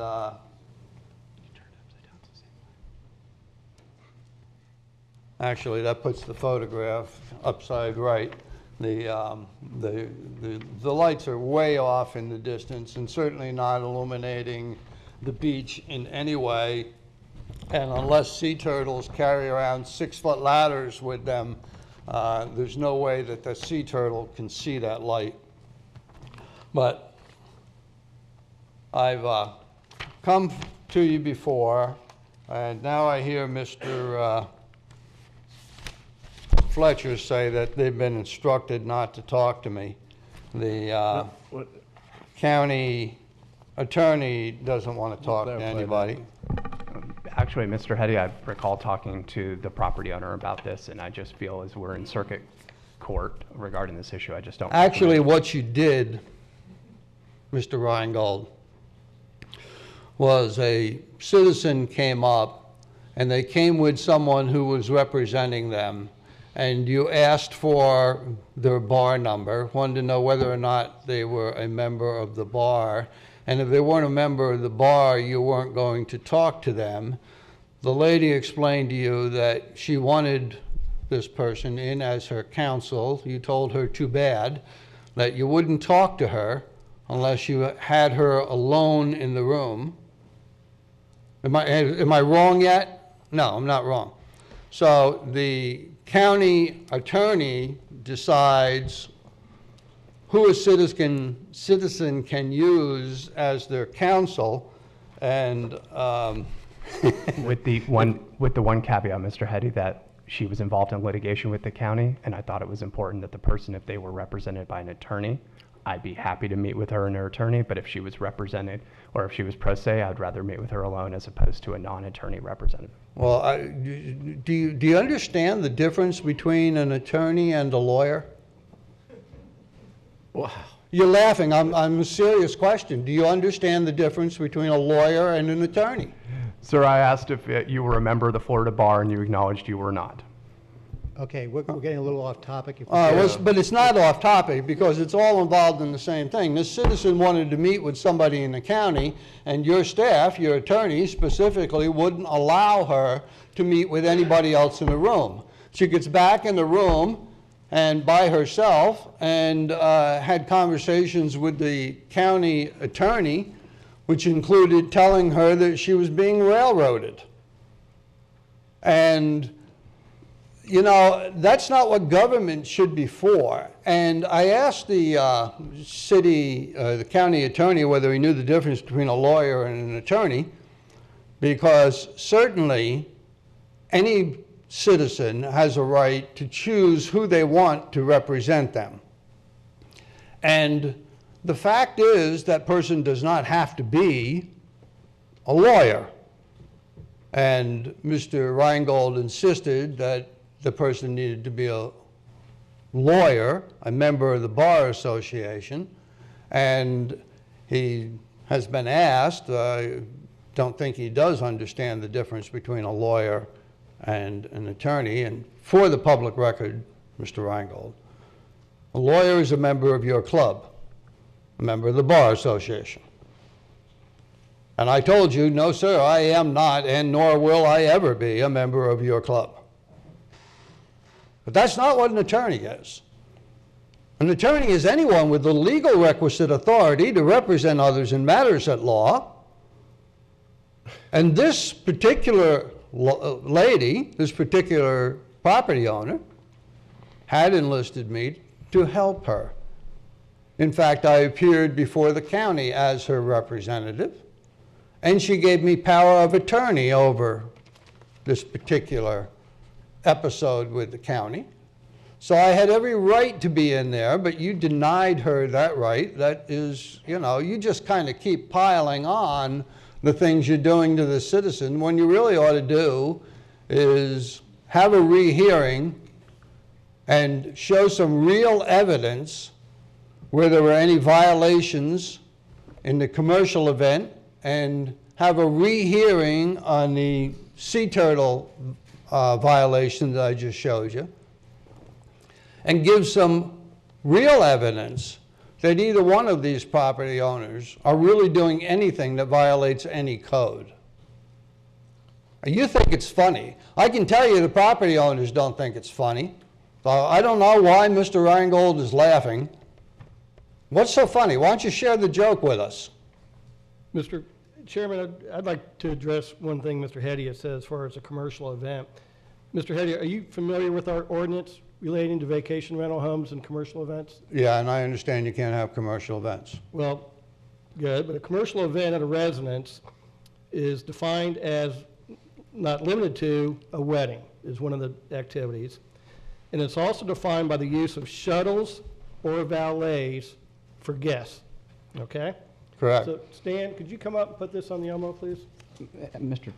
Chairman, I'd like to add to something a little bit more than what Commissioner O'Brien's saying. It's not that having a wedding is a commercial venue. It's renting out a residence for a wedding. Correct. Correct. That doesn't mean two people can't go to a house and get married. That's correct. Thank you, Mr. Davis.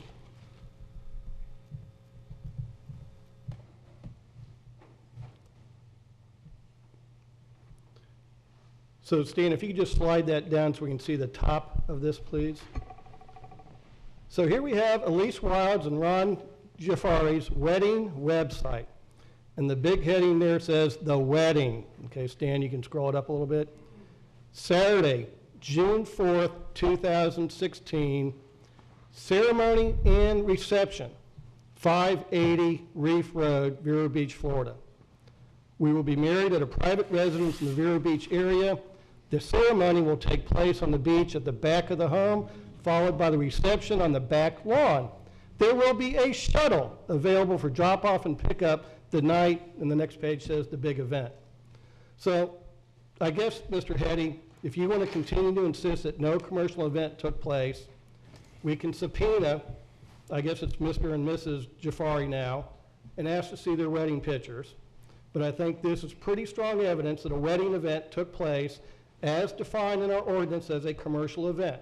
And the fact you're relying on 3 cars parked there is invalid because they used a shuttle to transport people. Those are 2 things in the ordinance that define a commercial event. And as Mr. Reingold read earlier, I guess you weren't paying attention, they did host a Sunday brunch, Sunday, June 5th, 2016, at 580 Reef Road. Please come join us for brunch and mimosas while we open gifts and clean up from the night festivities. Thursday, June 2nd, 8 p.m., 580 Reef Road. Come join us as we choose our signature drinks for the big day. So I think there's more than sufficient evidence that a commercial event took place at 580 Reef Road on June 4th, 2016. So you can continue to insist all you want. And I wrote down your quote from your last time here. There's no elements of any commercial event present. I think that's a false statement. I think there's plenty of evidence of a commercial event. And so from that point of view, I'm very supportive of what Code did. The owner got her warning letter. She's notified now going forward that commercial events such as weddings with shuttles are not allowed. And that's going to be how it is. She got a letter that was mailed from the county offices in U.S. mail on June the 2nd. County was out at the property on June 5th and June 4th and 5th taking photographs. Certainly the U.S. mail mailed out to this property owner at sometime late in the afternoon on the 2nd, didn't reach her mailbox by the 4th. And she was not fined for that event. So, she was given a warning not to do it again. I understand the warning, and I also understand that the property owner rented it out as a vacation rental and specifically told the renters that that's what it was for. She got this information and the violation charges, but there was, in asking the county, well, geez, was there a shuttle? Well, geez, we don't know. Well, was there any of these things that she put on a website sometime afterwards? Were any of these things? And this was all without the knowledge of the property owner. I would agree with a commissioner that said that it's still the property owner's responsibility, and that's fine, but the property owner has no control over what somebody puts on a website. I can put on a website that I had whatever, you know, at my personal residence. That doesn't mean something violated the law. It means I put something on a website. Mr. Heddy, you're wrong. Your ordinance does say that advertising for events is prima facie evidence of the commercial event. And on June 9th, 2016, this home was still advertising events allowed. Okay, so she got her warning. She's still advertising. She has another event. She's going to be up for the code again. Okay. Well, if you take a look at the evidence that was... I did, Mr. Heddy. I told you I would. I did. If you take a look at... I'm very convinced a commercial event took place. She's had her warning. That should be the end of this. If you take a look at the evidence that was presented to the Code Enforcement Board and the evidence that Mr. Dillon and you now have, there's two different sets of evidence. With regard to the sea turtle violation that I showed you a picture of, my goodness, we really have county employees that are out there snapping for any light that they can see off in the distance, and you're going to start charging property owners $100 a day? This ordinance was supposed to protect sea turtle, not give you another income source, and that's what you're using it as. Mr. Heddy, for the 10 years I've been sitting here, the Code Enforcement Board has always been lenient and allowed residents to correct the action before any fines are issued. And let's, if Roland, could you come up here? Is there another sea turtle ordinance, or the original one, there was a rehearing and that was dropped? Is that correct?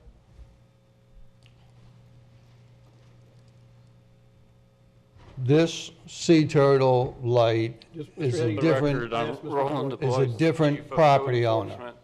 Mr. Heddy's talking about a different property with his sea turtle as he's presenting photos. Though there was a sea turtle issue with the commercial event property that was in fact dropped as indicated. It's a little confusing. Mr. Heddy's been referring to another property where there was a case that went to the code board relating to a sea turtle issue. Okay. And where is that case now? There was a warning issued and then a fine, $50 per light, which is part of our ordinance. And then the board heard it and worked with the owner to take measures to shield the subject lights, which has happened. Okay, So our position is it's currently in compliance. okay. Okay, I think at this point, we're getting repetitive on things, so Mr. Hetty, if you could just wrap up for us, I'd appreciate it.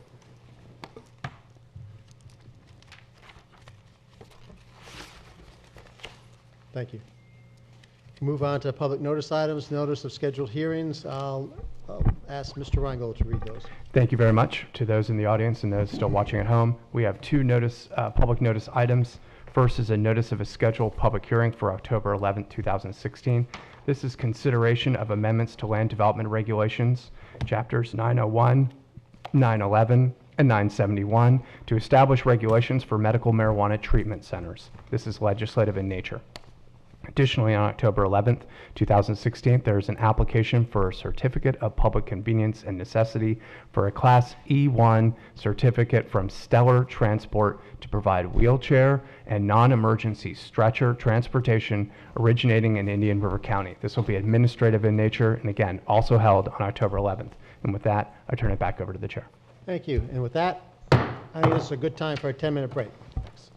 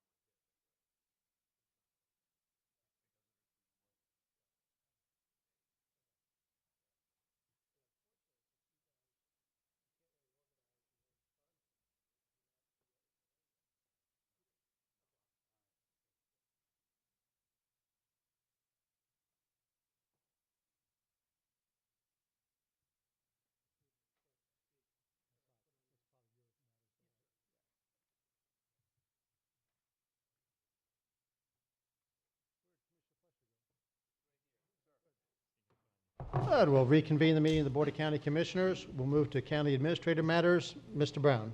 Thank you, Mr. Chairman. So we have before you the proposed meeting dates of 2017. We have proposed a similar schedule to the current year, 34 meetings in all. We historically meet the every Tuesday of the month except the last Tuesday. I have had one commissioner mention that he has a conflict on the May 23rd meeting. So the month of May, there are 5 Tuesdays, which is unusual. So most of our months we have 3 meetings, and then the 4th Tuesday is off. May happens to have 5 Tuesdays, so if the board wanted to eliminate that meeting, we would still have 3 meetings in the month of May, which is the normal customary amount of meetings in the month, and we'd still have 33 meetings in the year, and think that we'd still be able to get the county's business accomplished within those 33 months. So at the board's pleasure. My just suggestion is for you to plan to cancel May 23rd eventually, but to keep it on the calendar for now, just in case there's some housekeeping items or something that, because of time, we need to get done. So I'd rather just keep the option open in case we have, just as I say, pro forma type of things that we need to get done so we don't slow anybody in the private sector down with anything, but that if you can ask your staff to plan accordingly, not to have important items there, and if we can, then just cancel the meeting, but somewhat closer to the date. I hope that meets with whoever commissioner that was. That Mr. Chairman, I'll identify it's myself there. I know that I will be not in the county on that day. I have an obligation, and I was actually notified of the confirmation on yesterday in the morning.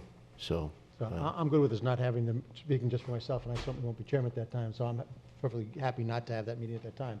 But I just think we should keep the date open just in case, as I say, something comes that we can have a quick meeting just to move things forward. So with that, I'm okay with that, just leaving it there, but the idea, we'll cancel it when if it's not needed. Yeah. If there's anything minor, then that's fine, so. okay, so I'll be happy to entertain a motion to approve the dates. Motion to approve. We have a motion from Commissioner Zork. Second. Second from Commissioner O'Brien. All in favor? Aye. Aye. Motion passes 5-0. Move on to departmental matters, community development. Consideration of a notice of intent to sell from Triple S Land Company. And I'll leave this to Mr. DeBlois. Thank you, Mr. Chairman. For the record, I am Roland DeBlois, Chief of County Environmental Planning and Code Enforcement. I think Stan might have a few things he might want to say before I get into my PowerPoint presentation. Stan? Stan Boland, Community Development Director. Just two things. One is that this particular item is coming before you all exercising an option in an easement agreement. So the property owner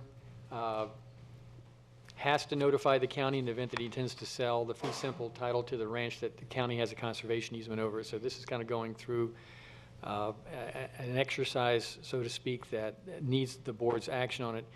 And also want to just mention that staff periodically visits this and the adjacent ranch to confirm compliance with conservation management. And we just want to acknowledge that Mr. Grantham, Varley Grantham, has done a really good job managing the ranch and performing everything that's required for conservation purposes. We just wanted to acknowledge that. Thank you. Okay, thanks. So on my PowerPoint, again, as Stan mentioned, this is being brought to the board. Varley Grantham, owner of the Triple S Ranch, has notified staff in the county of his intent to sell the ranch. Just some background. Under the Indian River County Conservation Lands Program, in western Indian River County, doesn't show very well on the overhead, but the Triple S Ranch is one of two ranches that the county acquired conservation easements over south of Blue Cypress Lake Road. One is the Paget Creek Ranch, is about 185 acres. And then the Triple S Ranch, which is the subject of today's discussion, about 702 acres. All combined, it's about 1,585 acres. Back when the property was acquired, it was one of the considerations was that it's part of a bigger natural area corridor identified through the state Florida Forever program as called the Kissimmee-St. Johns River Connector. So this was one of the key pieces within Indian River County as part of the bigger effort statewide to do a connector conservation in the area. The easements, the Paget Creek easement and the Triple S were both acquired in December 2007. Under the deeds of easements, conservation easements, the ranch owners are obligated to preserve and protect in perpetuity the conservation values of the property. And as Stan mentioned, staff has over the years periodically monitored the ranches with visits and have confirmed that they are being maintained in accordance with the easements. One of the provisions that are in the actual conservation easement essentially is that if one of the owners moves forward to sell the property, Indian River County has what's called first negotiation rights to consider full fee simple acquisition of the ranch if the county wants to pursue that. And if we do want to pursue it, we're to notify the seller or the ranch owner within 30 days of getting the notice. There's actually also a first right of refusal between the owners of the Triple S and the Paget Creek ranches that was in place prior to the county's acquisition of easement, would actually The county's right to subordinate to that. And talking to Volley Grantham, the owner of the Triple S, at this point, he has no indication from Paget Creek that they're had made any offers to acquire it. So that's still out there, but at this point, the county's in a position, if it wants to move forward, it has a first negotiation, right? And just for a reference point, Mr. Grantham hasn't told us at this point what he's asking for his rents, but just as a point of reference, if you go to the property appraiser site where they have an estimated market value for tax assessment purposes, and this is based on the restrictions of the easement, that value is about 2.2 million or $3,225 per acre. And just as a reference point, I did check the ranch next door, which is not restricted by the easements, and that per acre value for tax assessment value purposes was up around 52.90 per acre. So it does reflect a value that accounts for the easement to it. Again, that's just a ballpark reference. From a county's perspective and staff in reviewing the conservation easement, which we already have in place, versus the thought of a full fee simple purchase, there's pluses and minuses. In the conservation easement, the county's been able to protect the site resources for less than the fee cost. And the easement runs with the land, so if Mr. Grantham sells this to a new owner, they're going to be fully responsible to maintain the property in compliance with the county's easements. Although there's no public access, since it's still private ownership, under the easements that the county did acquire, there is limited public access that's accounted for, up to 4 educational outings per year. And what we do know is that both the Land Trust and Audubon has had regular events out there over the years touring the property. They also host FWC youth hunting programs, so there is a level of public access and benefit, even though it's privately owned property. And one of the big benefits of it staying in private ownership, but with responsible owners who maintain in accordance with the easement, is that there's no management cost to the county. And the property stays on the tax roll. The fee simple ownership, the main public benefit, well, there's the acquisition cost and the ongoing management cost which would be a major factor to consider if it was outright owned by the county. Because the main benefit of full ownership is public access, there's no limitation on public access. In this case, it's a remote location, so the benefits of full public access is more limited, you would think, are in value than something that's closer to the general public, but that would be one of the main issues. And the property would be off the tax roll.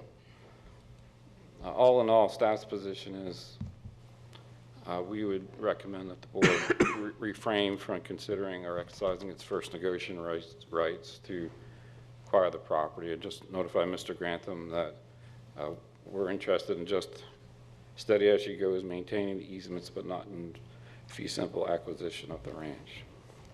Thank you. Any questions for staff? Move staff recommendation. Second. Just for the heck of it, is there anybody from the audience who'd like to speak on this? We have a motion from Commissioner O'Brien, second by Commissioner Davis. All in favor? Aye. Any opposed? Passes 5-0. Thank you. We have one quick question subsequent to this.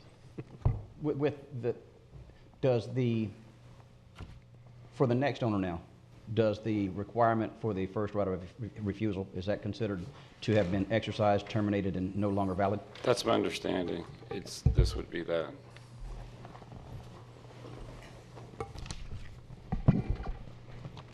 Move to the 2 items that were added to the agenda, 12A2 and then 12A3. And Mr. DeBrawl. Good morning. Bill DeBrawl on behalf of the County Attorney's Office. Gentlemen, thank you for adding this to the agenda. Back in 2005, the county entered into a developer agreement with the owner of the current Millstone development. That was Shelby Homes at Millstone, Inc. There were certain off-site improvements that were negotiated as a result of the PD. This is a planned development project. So the parties entered into a developer agreement back in 2005. Originally, there were 8 phases planned for the Millstone development. That was later changed to 6. And as you can see on your overhead, you can get a idea of the development in its current state. You can see 27th Avenue going north-south. That's the black line denoted by County Road 607. Phases 1 through 3, as they stand now, are all north of 21st Street Southwest, as Stan is brilliantly indicating. Phases 4 through 6 that are proposed for approval after this item are all below and to the south of 21st Street Southwest. One of the elements in the developer agreement was the paving of 17th Street Southwest, which is up at the north end of the development. This was done to provide an alternative ingress-egress point for the folks back in phases 1 through 3. The milestones in this development, in the developer's agreement, were all tied to issuing of building certificates. After the phasing changes occurred back in 2007, the developer's agreement was out of sync with the rest of the development. So what we're doing now, after the property went into foreclosure, it was purchased by the bank sold it to the current owner, SLV Millstone LLC, who's now the party at interest. We needed that, as the south part starts to get developed, the residents in phases 1 through 3 need to go ahead and have that alternate ingress-egress at 17th Street Southwest, so that 21st Street Southwest doesn't get to be a bottleneck. What we've done is we've gone ahead and just amended the developer's agreement to set new milestones for the paving and improvement of 17th Street Southwest. As you can see in your developer, as you can see in the backup, this will be done, the plans will have to be completed by the issuance of the 270th certificate of occupancy, with the completion of the road done by either the end of next year, that would be December 31st, 2017, or the issuance of the 368th certificate of occupancy. When we use certificate of occupancy as a milestone, we always feel that we should inform the board that there is a possibility for a closing to be held up if the milestone is not met and the certificate of occupancy will not be issued. So you could have a situation where a homeowner could theoretically be parked with the moving van in the driveway of the house, but the county not issuing the certificate of occupancy because a milestone has not been met.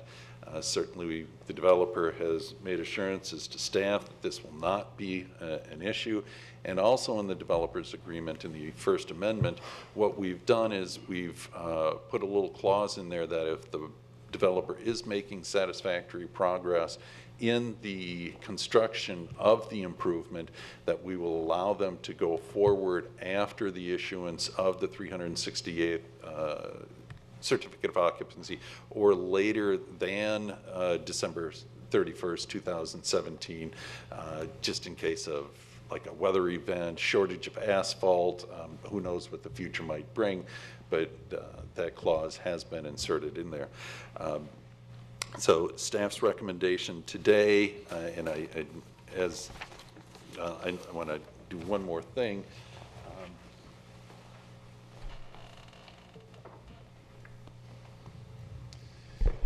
There's just a little bit of a change that occurred in the second page of the developer's agreement. If you take a look at your monitors, you can see the highlighted areas. Those changes have been made, and I will give a copy of this new page to the clerk for inclusion in the minutes and also the record. So staff's recommendation is to go ahead and approve the First Amendment to the developers agreement and authorize the chairman to sign it. If there are any questions, Mr. Bowling and I and Mr. Spirica would be happy to try and address them. Any questions for staff? I don't have any questions, Mr. Chairman, but I'd like to just provide some comments on this. Sure. There's been a lot of concern with the residents of Millstone Landing because there's been some changes going on, and I guess a possible sale of the south phases 4, 5, and 6, and that was kind of why there's the urgency to get this developers agreement kind of straightened away before any potential sale might go through. As Bill mentioned, once they went from 8 phases to 6 phases, we had to figure out another way of when that trigger happened. And originally, the number that was kind of kicked around, never officially recorded, but negotiated a bit, was at 288 COs. And so the residents of Millstone have kind of been under the impression that the 288 number was when they would be able to see 17th Street opened up. And if you all remember back a couple, 3 weeks ago at our MPO meeting, 21st Street Southwest and 27th Avenue is on our priority list for congestion management. So getting in and out of Millstone on 21st Street is becoming problematic. Yeah. So the residents were very interested in having 17th Street opened up as soon as possible, and they were kind of counting on that 288 CO number as when that would happen. When this first came out late yesterday afternoon, that number had been pushed back, as Bill said, to 368. And I met with staff and said, yeah, I just don't think the folks there would be real acceptance of that, and can we do something different? And so they reached out to the developer and the developer's attorney and kind of said, well, could you get it done by the end of December 2017, about 15 months from now? Because they have been making progress already on getting the design and applying for permits. So they indicated they're already about 75% there with that process. And so we got word late yesterday afternoon that they would be okay with the December 31st, 2017 deadline. So I do want to just express my appreciation. They were willing to work with that. And I think that it'll make a big difference to the residents down there in Millstone, knowing that north access is going to be opened up by the end of next year. So I appreciate them coming forward on that. 2 questions for Bill. One is, Bill, just on those certificate of occupancy counts, those numbers would count both the north 3 phases and the south 3 phases, even if the south 3 are sold off and become an entirely separate entity. A CO in the south would still count towards the 386 or 368. Is that correct? That's correct. Okay. And then secondly, I'd like to have Rich Spirica come up just so we can make sure we're all cleared on the same page. But the clause that allows if the developer is making satisfactory progress, get an extension. Just Rich, could you just kind of, for the record, so we all know what your interpretation of satisfactory progress would be under this clause? Okay, Rich Spirica, Public Works Director. Satisfactory progress can mean a lot of different things. Since we have a deadline of December 2017, I would expect by that time for them to have all of the paving down, signal modifications completed. We should be in project closeout and maybe some landscaping or something like that, as-built, things like that. 15 months is plenty of time to construct this segment of roadway. But like Bill said, if we have storms or a lot of rain, asphalt shortage, it could mean that they've got the rock down and they're just waiting on asphalt. So there's several ways to look at that. But with the deadline, the time deadline of December, I think that they should be fine, and that would be my interpretation if we don't have any kind of things that they can't control. Great. And that kind of in my mind, it's almost like how we give a temporary CO for a building.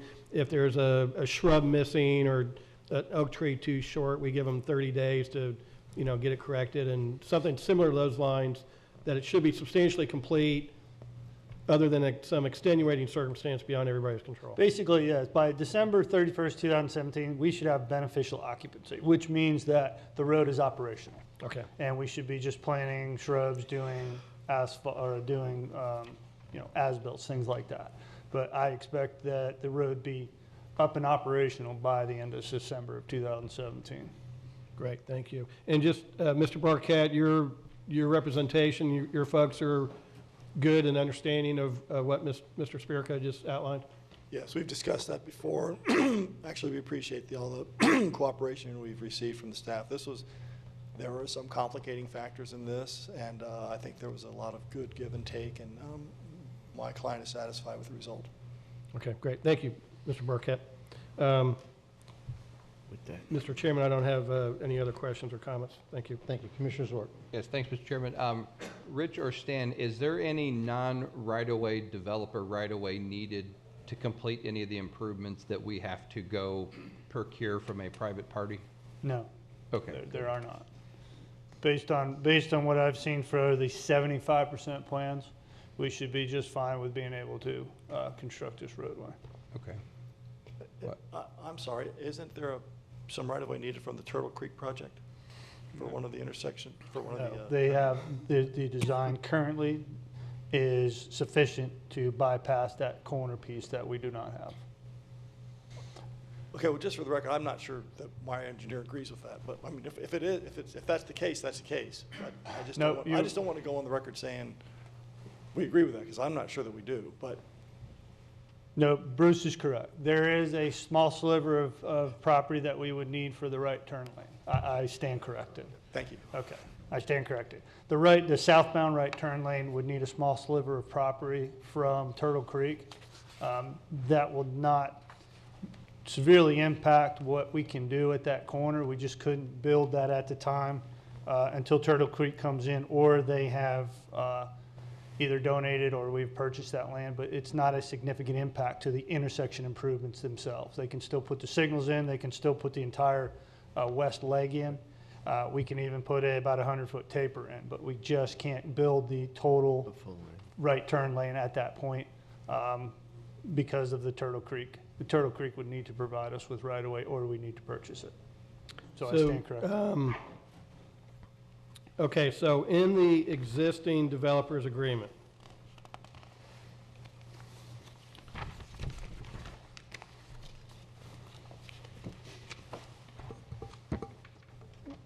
there is still the clause that says if the county has not obtained sufficient right-of-way to complete the 17th Street improvements, the developer shall pay to the county the cost to complete 17th Street, and the developers have no further obligation. So are we going to leave that in there? Or are we just going to say, okay, build the intersection and 17th Street all the way, including everything you can other than this little sliver? That is correct. That's the way we read it already. That's exactly what it says, we think. Okay, so again, Bruce, the folks just want that road opened up, and I'm looking to you to give me your word that it's going to get done. I'm going to give you his word that it's going to get done. You don't have a shovel? I know where you live.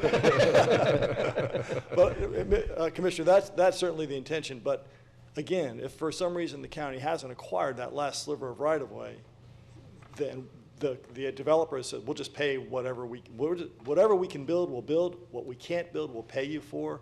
And that's all the developer can do. We don't have eminent domain authority. Yeah, okay, and I'm good with that. If you build everything you can, yeah, other than that little sliver, then we're good with. I'm good with that. And I'm on the record saying that's our understanding. That's the plan. All right, thank you. And Commissioner, for the record, we have reached out to Turtle Creek. Okay. We have not heard back from them. Several weeks ago, Stan and I both signed a letter reaching out to the property owner of Turtle Creek to discuss about obtaining right-of-way in that area so that we could do full construction. Okay, and I guess just at some point we need to give Millstone, go forward with everything but the sliver, or we got the sliver and go forward with the entire thing, but give them enough time to build it and go from there. Okay. Commissioner Zorc, you've done? I'm good, thank you. Any other questions for staff? Is there anybody from the public who'd like to speak on this matter? Sir, come on up, please. Your name and address for the record, please. My name is Richard DeSocio, 3387 Westford Circle in Millstone Landing. And I think this is an excellent proposal that's put forward, and certainly the residents are looking forward to that. But one of the things that I wanted to mention is that I was a chairman of the previous advisory committee, and myself and the committee all resigned because there was information that that we felt that Starwood, which is a very large corporation, For my sake, could you tell me which advisory committee for what? Millstone Advisory Committee, the MAC committee. So it's a homeowners committee? It was comprised of 5 homeowners. Okay, right? thank you. The board of directors, the Homeowners Association Board of Directors, of course, controls. There are no homeowners in Millstone on the board of directors. Right. That is continuing to be a problem. There's elections for a new MAC, Millstone Advisory Committee, which none of the old members have chosen to run for. We just felt that they were not forthcoming and they did not share with us things that were happening, even though we asked. And some of the things we asked and the information we got, it didn't match. One of the things that the people in Millstone are very concerned with, if you're on 21st Street to take a left onto 27th, you're looking at a very serious situation. There's lots of accidents. There's going to be a problem, and we don't understand why, if Starwood or SLV has to and has agreed to put the 17th Street in, do it now before something bad happens. That's what we're looking at. And they don't have to. Their agreement says they don't have to. Their agreement doesn't even say they have to do it under this new proposal. But we're saying, since this proposal is put forward and it's a real quality one, we would like them to consider, or you to consider, a conversation with them about, let's get going, let's get it started. We only have the one entrance onto 21st. They're going to build another 200, I don't know how many houses, John? This is John Bryan, who works for Starwood. There are going to be another 200 or 300 houses across the street. We cannot be taking 500 people taking left turns with no traffic light. But Peter has, we are on track to get a light there on 21st, which is great. That's correct. But to use the north entrance and use the light of 17th Street as soon as possible would be really beneficial, and it might save some lives. Yep. And again, what we've heard is they intend to move forward, and in 15 months, we should have that done and completed. As Mr. Spirica indicated, his interpretation is that it should be an operating, functioning intersection. Which, yeah, we're really looking forward to it, and thank you for listening. And y'all look so good. I left my suits and ties in my other life, so I'm very happy about that. You know, we used to have chairmen that would declare summertime jackets optional, but he's not sitting there now. Thank you for listening.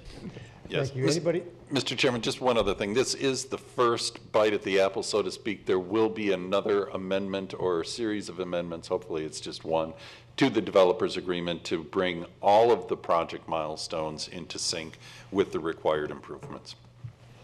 Thank you. Anybody else from the public wish to comment on this? Gentlemen? Mr. Chairman, I'll go ahead and make a motion to accept the replacement emergency addition First Amendment to the developers agreement with Millstone Landing. Second. We have a motion from Commissioner O'Brien, second by Commissioner Zork, and we'll just note that it is the replacement emergency addition, as Commissioner O'Brien said. Any other comments? All in favor? Aye. Aye. Any opposed? Passes 5-0. And we'll move on to emergency item 12A3, also dealing with Millstone. Mr. Chairman, this is the final plat item for phases 4, 5, and 6. Now that the First Amendment has been approved, staff is recommending that you grant final plat approval for phases 4, 5, and 6 and authorize the chairman to execute the agreement that's mentioned in staff's item regarding off-site improvements to 23rd Street Southwest.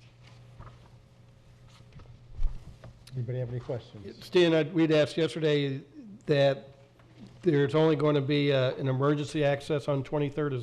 That's correct. Is that still in the plan? That's correct. Okay. But not a normal drive-through? No, no full access, no. Okay. Thank you. Any other questions from staff? Anybody in the audience wish to comment on this item? Gentlemen? Move approval. Motion from Commissioner Fleischer. Second? Second by Commissioner Zork. Any other discussion? All in favor? Aye. Passes 5-0. We'll move on to 12E1, Office of Management and Budget, Public-Private Partnership Spreadsheet. Hello, Mike.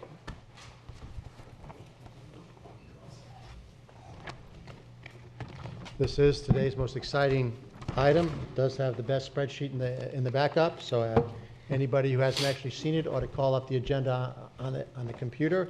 It's always good to see something of this quality in the backup, Mike. I appreciate it. Wow. You can hover back into your chair now after that glowing review.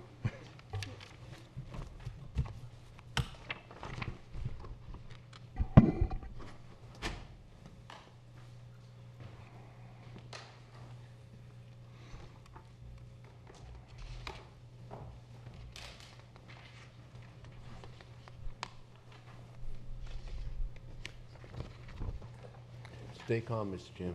Yeah. Anticipation is building. I know, the spreadsheets do it to you. That's the only problem with really good spreadsheets. They don't really show up too well on the Elmo. For the record, Michael Spikowski, Is your mic on?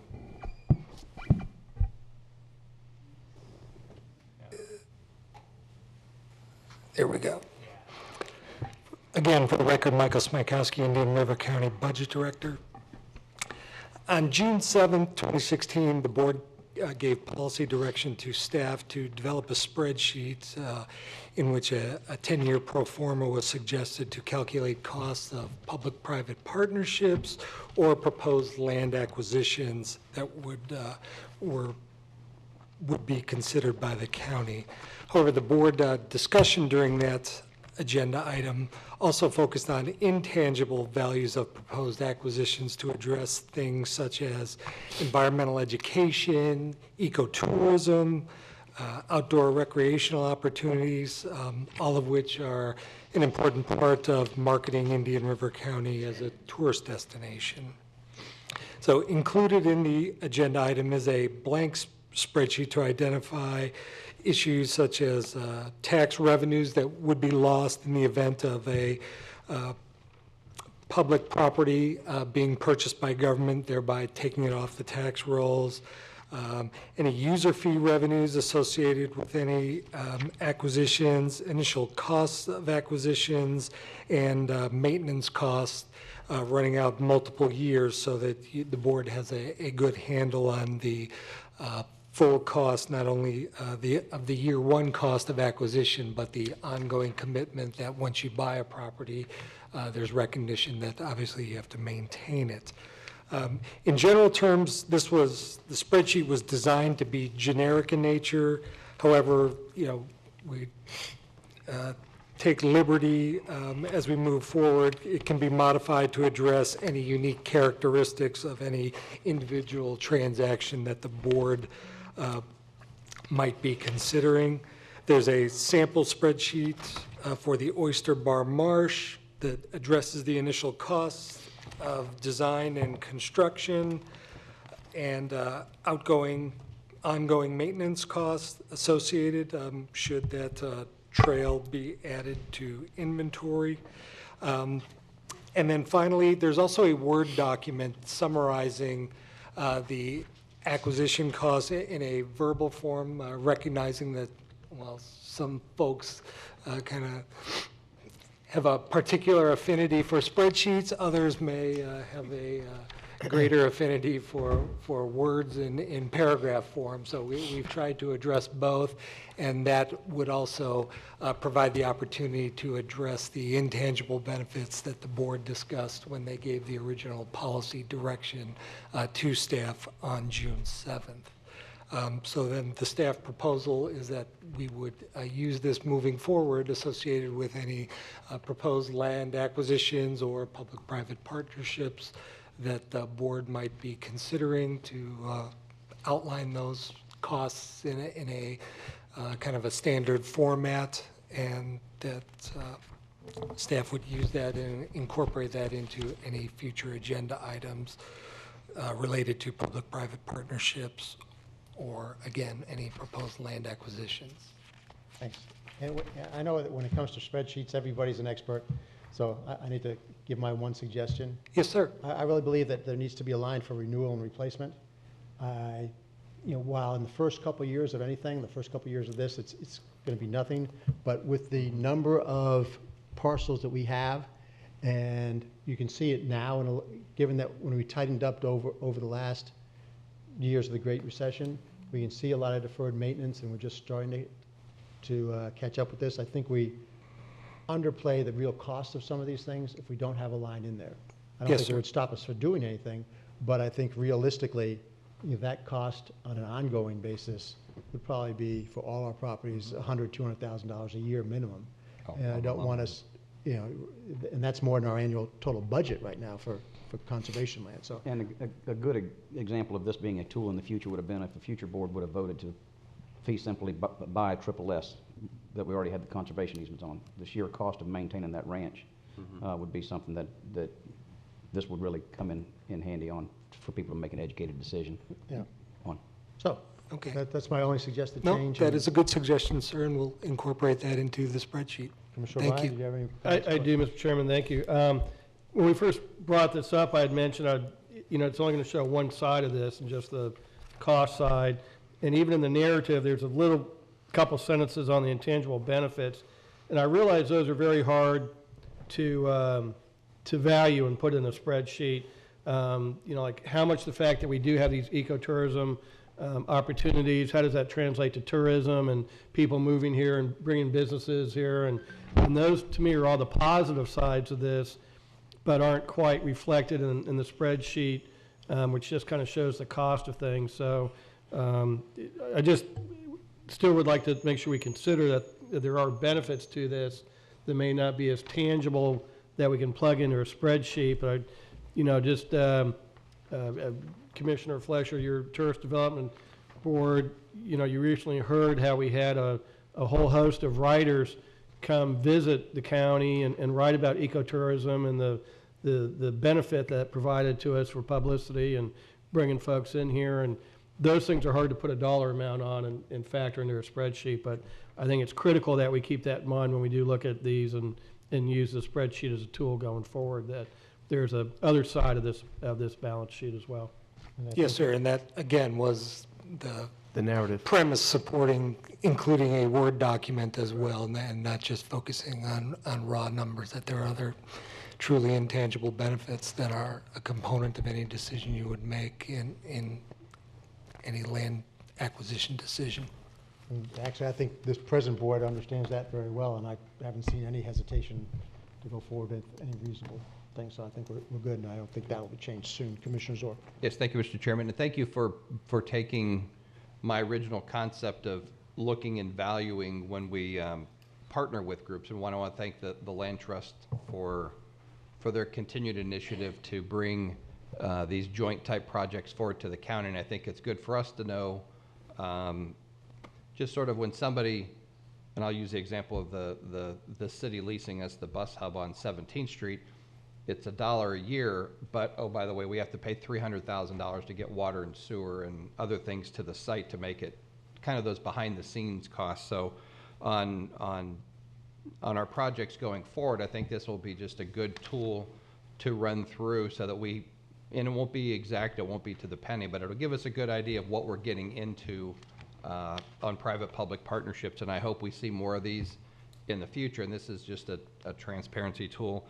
And I do like the chairman's suggestion of a renew and replacement line item as best it can be estimated. What's the life of, a walking trail, bridge or something, Boardwalk, you kind of have to make an assumption and ask the Public Works Director and say, how long do you think that'll last before we got to put serious money into it and make an educated calculation. But and then we have to look at how do we start building those numbers into our budget, because if we're keep adding to our assets of these types of places, at some point you have to really be adding numbers to other budget items so that we have the funds there for the renew and replacement and the proper number of staff and those Yes, things. sir. It's really no different than if you're adding, we added a new fire station in the budget this year, and obviously with that, there is the ongoing cost of personnel and operating that facility.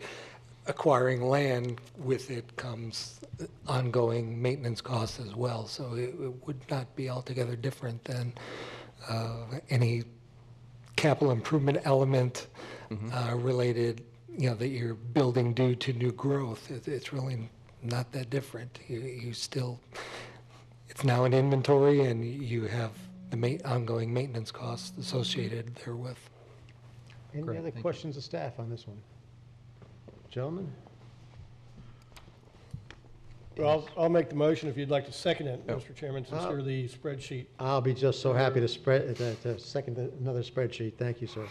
Motion from Commissioner O'Brien, seconded by myself. All in favor? Aye. One question, Mr. Chairman? Yes, sir. Would that include the modification of adding a R&R? Yes, sir. Sure. Yes, I've got that in my notes, and I'm going to add it to the draft template when I get back upstairs. Mr. Chairman, Thank you. I'd like to take a quick second and point out to you that if you had your cell phone with you and were signed up to our emergency operations center's alerts, you would now realize that we're under hurricane watch. Good. If I had a cell phone, I would have had it with me, but I don't, so I don't. That's all right. Jackie, I'll tell you when you get home. We'll move on to county attorney's matters. A request for a closed attorney-to-client session relating to Indian River County's petition for administrative hearing challenging the St. Johns River Water Management District's notice of intent to issue an environmental resources permit. Mr. Reingold. Thank you very much. On August 24th, 2016, the St. Johns River Water Management District issued a notice of intent to issue an environmental resource permit for that portion of the proposed All Aboard Florida project located between Cocoa and the Indian River County. The Elmo. We're not getting the feed to the public on this. Oh. Is it because that's taken over? Rich, can you? Okay. Again, on August 24th, the St. Johns River Water Management District had issued a notice of intent to issue a environmental resource permit for that portion of the proposed All Aboard Florida project that is located between Cocoa and the St. Lucie County, Indian River County line. That notice was revised and reissued 2 days later on August 26th. On September 16th, the Indian River County filed a petition for an administrative hearing challenging the district's decision. At this point, the county attorney's office desires advice from the board concerning the litigation.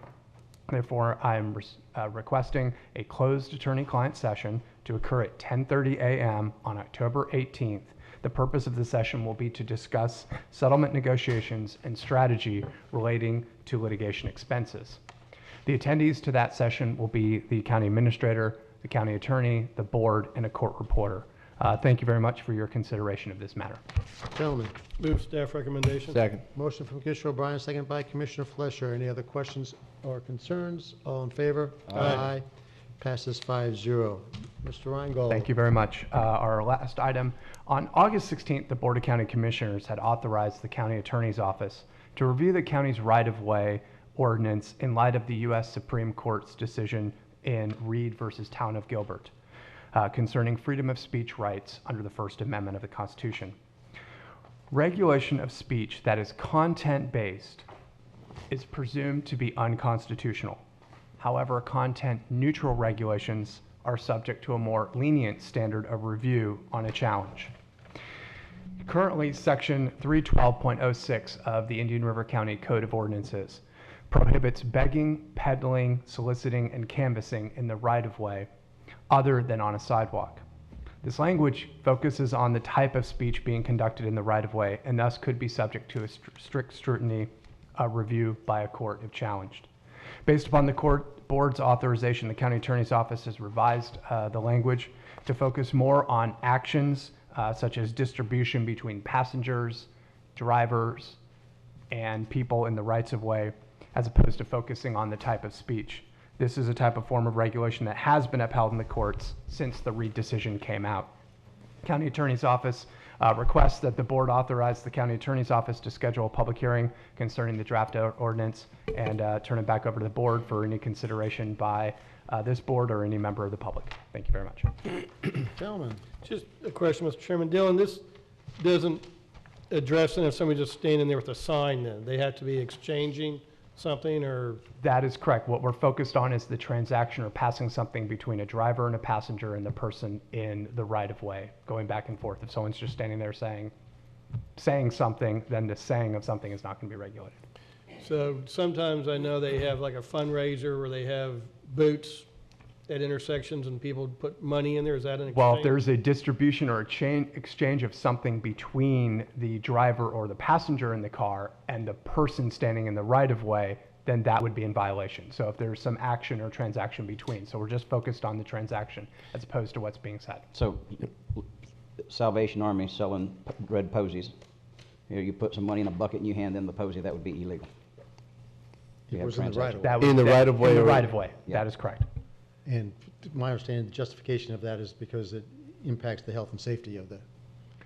Yeah, and the whole focus on not having drivers being disrupted by people trying to get them to exchange something, whether I was handing something to a driver or passenger, or the passenger or driver handing something back to me. It's just making sure that those types of transactions aren't occurring that disrupt the drivers. It's the only time they can text, so you need to keep a clear mind. No, but Council, I want to thank you. The original intent was to ensure that we provided for public safety with pedestrians and vehicular flow, and I think that's accomplished, and thank you for providing an enforceable product. Thank you. Anybody from the public wish to speak on this item? No. Gentlemen? Move staff recommendation. Motion from Commissioner Flesher. Okay, second. Second by Commissioner Davis. Any other discussion? All in favor? Aye. Motion passes 5-0. Thank you very much. You're welcome. Move on to Commissioners' Matters. Commissioner O'Brien, fracking. Thank you, Mr. Chairman. In your backup is some information for you, but in review, July 7, 2015, the board voted 2-3 to deny a proposed resolution seeking a ban on fracking. Subsequently, the board did approve sending a letter to DEP, of which one of the items was that we request the legislature direct the appropriate agency to develop a clear and meaningful set of best management practices for fracking in Florida. In the 2016 legislation, there was a bill proposed which included a preemption of local government control. That legislature did fail to pass, but it's anticipated that fracking will come back up during the 2017 session. Since that time, in May of 2016, DEP began revising its limits on toxic chemicals that can be released into surface waters. And they decided they were going to update not only the 43 toxic chemicals they currently regulate and adopt new standards for an additional 39 chemicals. It's unfortunate, but DEP proposed to increase the thresholds on some of the 43 chemicals it currently regulates. One of those is benzene, which is a known carcinogen and used in the fracking industry, and those discharge limits will increase by nearly 80%. Of the total 82 chemicals, the existing 43 and the 39 new ones, 42 of those are carcinogens, and 38 of the 42 under the proposed DEP standards will now have a higher proposed limit than the EPA. Only one will have a limit lower than the EPA, and 3 are not regulated. Of the current 42 carcinogens, the 42 carcinogens, we currently have standards on 26. Of those 26 current standards, 16 will have an increase in proposed limits. And all 26 will still exceed the EPA standards. July 16, 2016 in Tallahassee, the Florida Environmental Regulation Commission considered these new standards, and despite strong public opposition, the ERC, and those members are appointed by the governor, approved the new limits by a 3-2 vote. And now, very similar to the Florida Finance Corporation, which approved the private activity bonds that we opposed, and we had a lot of concerns that some of those members weren't ratified by the Senate. Some of them hadn't been properly nominated and were not the correct members. In this case, the Environmental Regulation Commission had 2 seats vacant. One was for a member of a local government, and one was a member of the environmental community. So they passed it by 3-2 with 2 key votes missing.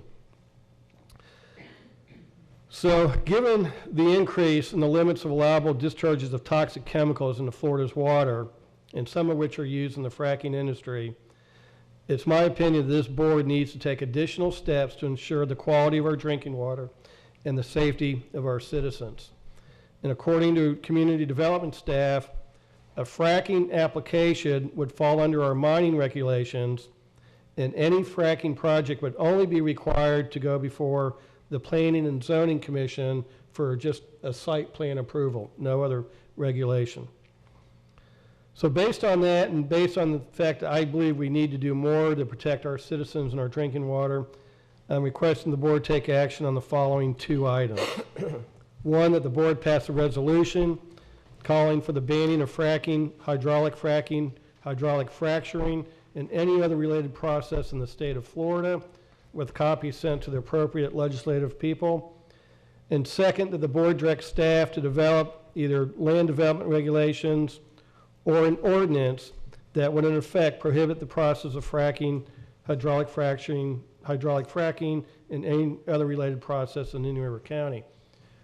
Community development staff has indicated that due to their lack of technical expertise in this field, that their preference would be for an ordinance to accomplish that. And that's what I bring to the board, and welcome any questions or discussion. Commissioner Fletcher. Commissioner O'Brien, thank you for bringing this back. Again, you and I were the initiator and supporter, and the motion did fail.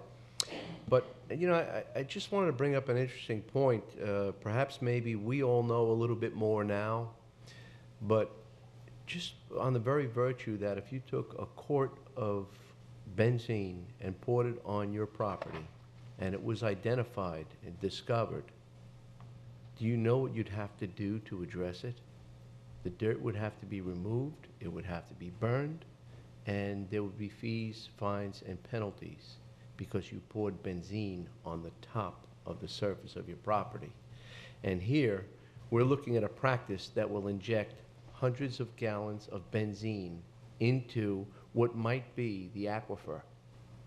So I'm thoroughly convinced. I know that when you said you want to bring this back up, you stated that you would like to see someone else on the board actually, other than yourself or myself, be making a motion to support this, and I will yield to that if it so needs be.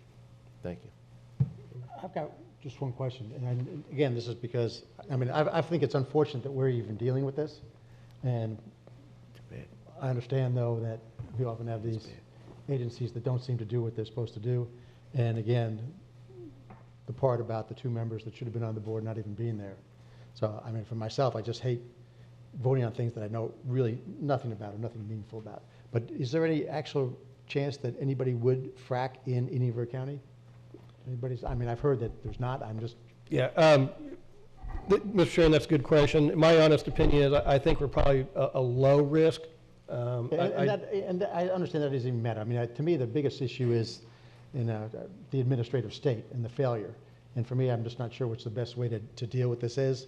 But again, and I just don't know. I mean, that's the problem at this point. I would say this, though, if we pass an ordinance banning it, that gives us time to see how this shakes out. And I'm probably going to.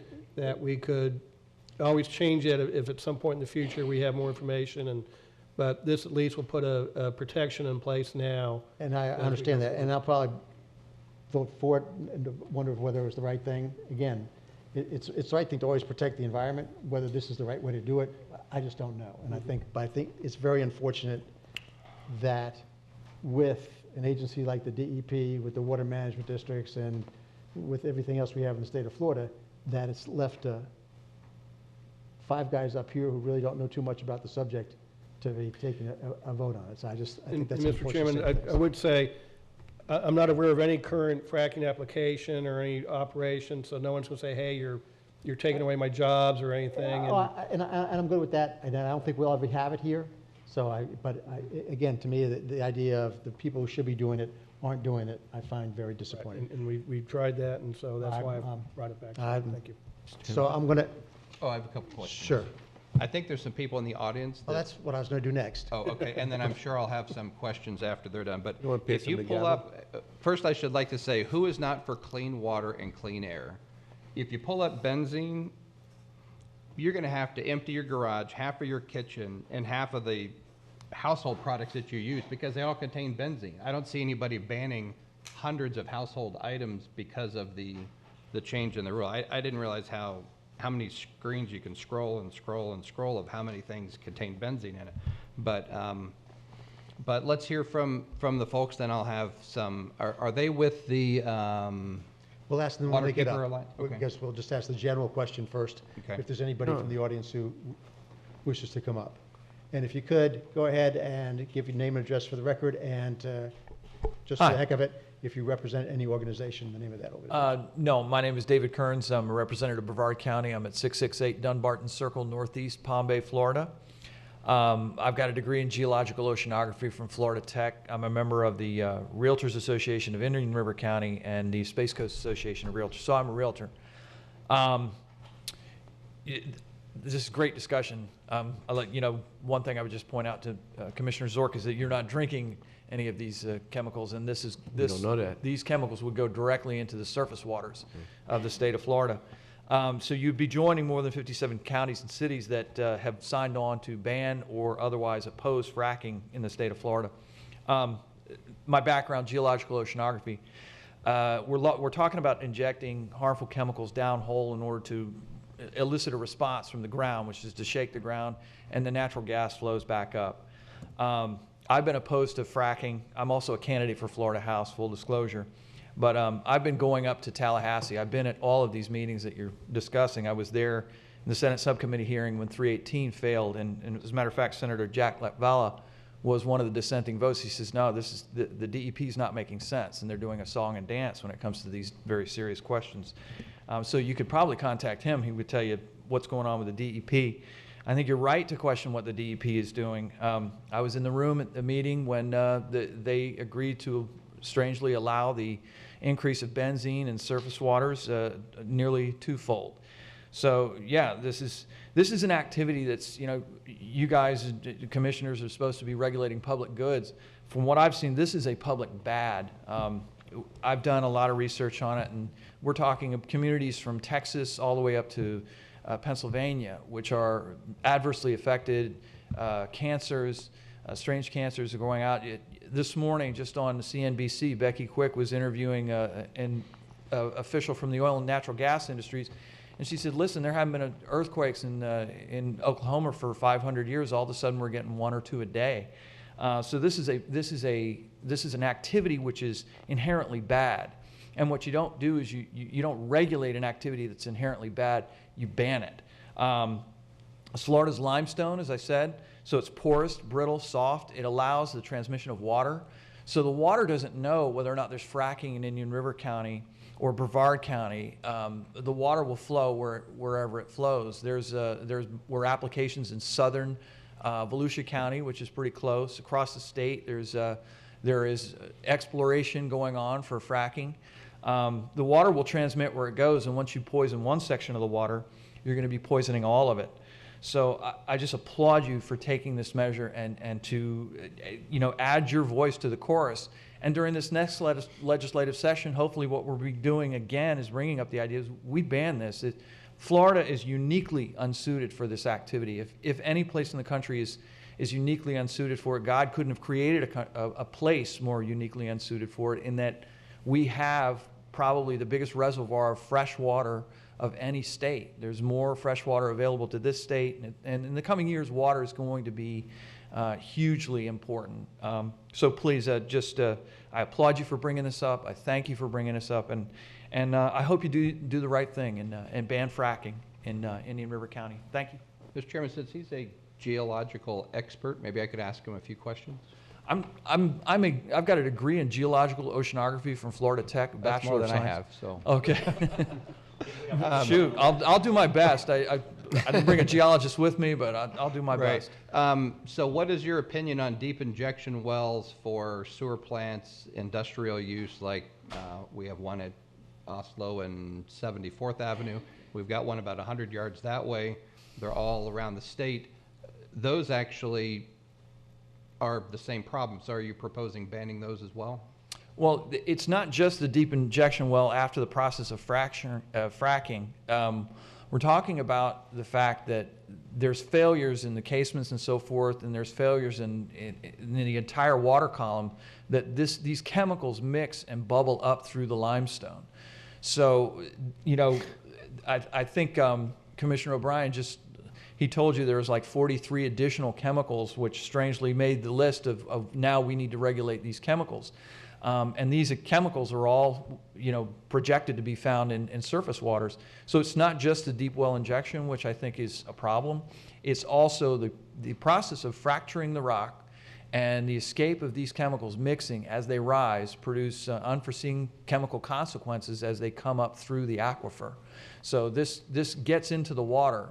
I don't know if you've seen the movie Groundswell Rising. I have a copy. I brought a copy of it with me. I can lend it to any one of you so you can see this, where these chemicals come up through the groundwater. They enter up into the surface waters, and the methane is lit on fire as it escapes the water. So you can literally light the water on fire. You can light taps on fire in places in Pennsylvania, in West Virginia. So it's not just the deep well injection. It's the idea that this soft, porous limestone will enable the transmission of these chemicals up into our surface waters. In the Pennsylvania cases you mentioned, I know there was extensive federal studies with no direct links back to fracking operations. Is that correct, from your knowledge? No, from what I understand, the original EPA study was rebuked later by that same agency and said that's not technically what we said. There's more to this story. Unfortunately, fracking and the chemicals in fracking were covered under some prohibitions in the EPA. The EPA is prohibited from regulating some of these chemicals, specifically because of provisions that were put in by the Bush-Cheney administration and, you know, sent through our Congress, which, you know, it's unbelievable that we can't regulate, the EPA can't regulate some of these chemicals. So I think we're talking about a technicality here, but the evidence that's been brought out time and again, and we're talking hundreds of communities that have been affected by fracking, show that this is an inherently bad activity, but certainly in the state of Florida made of limestone, it's inherently bad. Last question is, I know when this originally started, it was started with Karen Hudon from the River Alliance. Are you familiar with them at all? I'm not.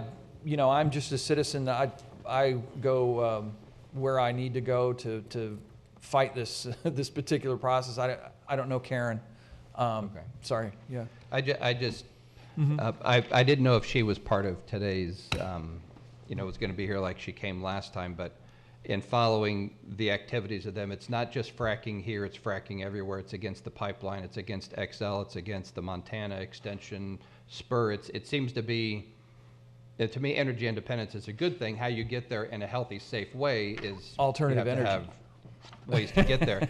But they seem to be against fossil fuels, natural gas, or any type of fuels in general as a policy. Well, I can tell you this, that water, right now we're seeing attacks on water.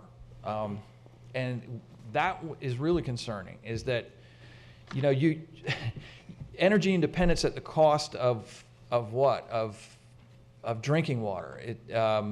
You know, right now we can rate how much a gallon of gas costs, and we can say, well, it's $2 a gallon of gas, and this is helping. Although that's debatable. A lot of this hydraulic fracturing work will produce gas for exportation. But, you know, you can say it's going to save on cheap gas. Well, how much will a glass of water cost in 10 years if we pollute the aquifer?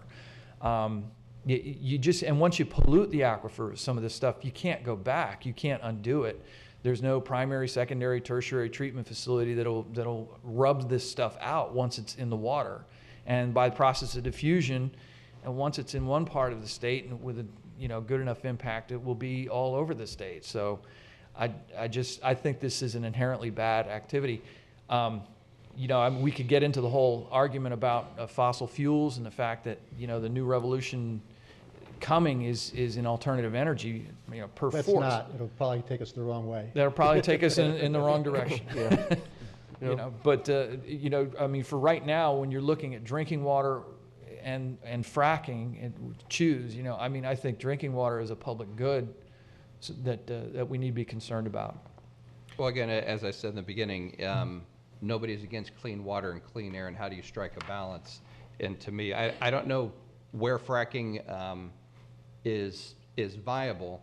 I know where I would personally say you wouldn't put it. You wouldn't put it near the lagoon. You wouldn't put it offshore. You wouldn't put it near our St. Johns River Basin marsh area.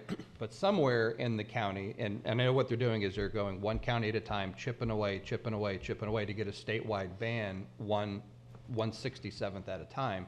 And there may be some viable areas somewhere in the state, and I don't want to close the door on Florida's economic opportunity somewhere else by being part of closing the window here. Then you'll leverage that to go to the next place and say, look, we got Indian River to do it, and then you'll get them, and it's a domino effect of kind of like how the medical marijuana program. Brian, may I start something, just see how far it goes? Sure, Mr. Chairman. Okay, I'm going to go ahead and for different reasons. I don't mean to cut you off. No, You can no, still no. comment afterwards. I mean, it is drinking water, and it bothers me that the increase in the certain chemicals, what bothers me just as bad is at least what I've heard, and I can't say anything I'm saying is really correct, but my understanding is that DEP is not too transparent in forcing the companies to disclose the actual chemicals. We have the problem with the board where two of the members that should have been there weren't there, and just to me, a basic failure of a lot of agencies to do their job. So I'll go ahead and, I believe you wanted somebody other than you two to make a first motion. So I'm going to just address the ordinance, the county ordinance, not the resolution. But I'll go ahead. But you can't. I can't. Propose something. Dang. You can't, but, I'll propose to divide yours in two, and that somebody go ahead and do the county ordinance. I'd support the county ordinance because it is ours. We understand enough about drinking water and the dangers to drinking water. The resolution I'm not going to support simply because if the letter doesn't mean anything to anybody that we send it to, the resolution doesn't mean too much to anybody. So anyway, that's that piece of So, information. Mr. Chairman, then I will take your direction that even though I was on the losing side of the earlier vote, you would be okay from a protocol if I go ahead and make the motion since you can't. I'll be happy with that. Thank you. Any other commissioners have a problem with that? Or if you could clarify what breaking into the two, I get the second part, but more. Yeah, so it'll be the second part is we'll ask staff to bring back a ordinance that would prohibit the process of fracking, hydraulic fracturing, and other related processes in Indian River County. Second. So staff will draft that up, and it'll come back to us for a final vote. Now, would this be the unincorporated area of the county so the cities can still do their own? It's zoning, it would be. Question. I see the item number 2 is the LDRs. The LDRs are I don't think it's be unincorporated. LDRs. It'll just be an ordinance, so it'd be in the county. So if the city of Fellsmere, they'd have to do whatever they're going to do. That would be my understanding, yes. Yeah, we couldn't make a rule that would govern Right, them. I wouldn't think so, I just wanted to be sure. Motion seconded. Yeah. Okay. Is there anybody from the audience who wants to comment on just the first motion, which deals with having Indian River County develop an ordinance to prevent fracking in the unincorporated area of Indian River County? Any other discussion? Yes, where would we get the technical expertise to know how to write that? We'd have. Well, that's why we're not going to do an LDR, because that would require technical expertise. The ordinance would be very simple, just no fracking, hydraulic fracturing, hydraulic fracking, or related processes are allowed. And our staff can certainly look at similar Yeah, ordinances. there's 2 sample ordinances included in the backup. And I can get Dylan more samples if he needs more than that. Mr. Chairman. Sir. There was part of the discussion was about so many chemicals being in all of our household cleaning products, and I think it was charted about. I doubt if you're drinking it, but in all seriousness, at our age, not being a medical professional, we could probably sustain. I don't recommend it. We could sustain some ingestion, but there are a lot of children in this county, And I rather be geared towards ensuring their health, safety, and welfare in the future, because all of our water comes from underneath the ground. All of our water. None of it, we don't have reservoirs as they do in the north. But we should. I'm not saying that, that's a discussion for a different day, but our drinking water comes from underneath the earth. And if we learned anything about what has happened in the airport or other areas in Gifford where some chemicals have been poured in there where the ground is unusable for decades, I'm looking at the future for the children. Again, I'd rather see them be a little more energy dependent, but be able to live. And that's the balance here. I'm not concerned. Again, I think there's many other avenues to gain energy independence without the risk of jeopardizing the health, safety, and welfare of the future of our county, the future of Florida. And I do also have to look at the fact that we have 57 counties that are supporting this already. That's correct? No. And cities. 57 Places cities. like Miami, Fort Okay. Lauderdale, Hollywood. If we get enough of our cities and counties to support this, perhaps maybe there'll be a change made for the better for all of our civilization in the state of Florida.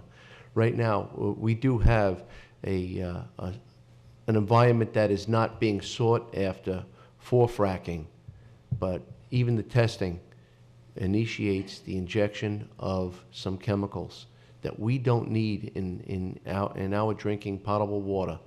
And that's the main concern. That's why I'm so passionate about it.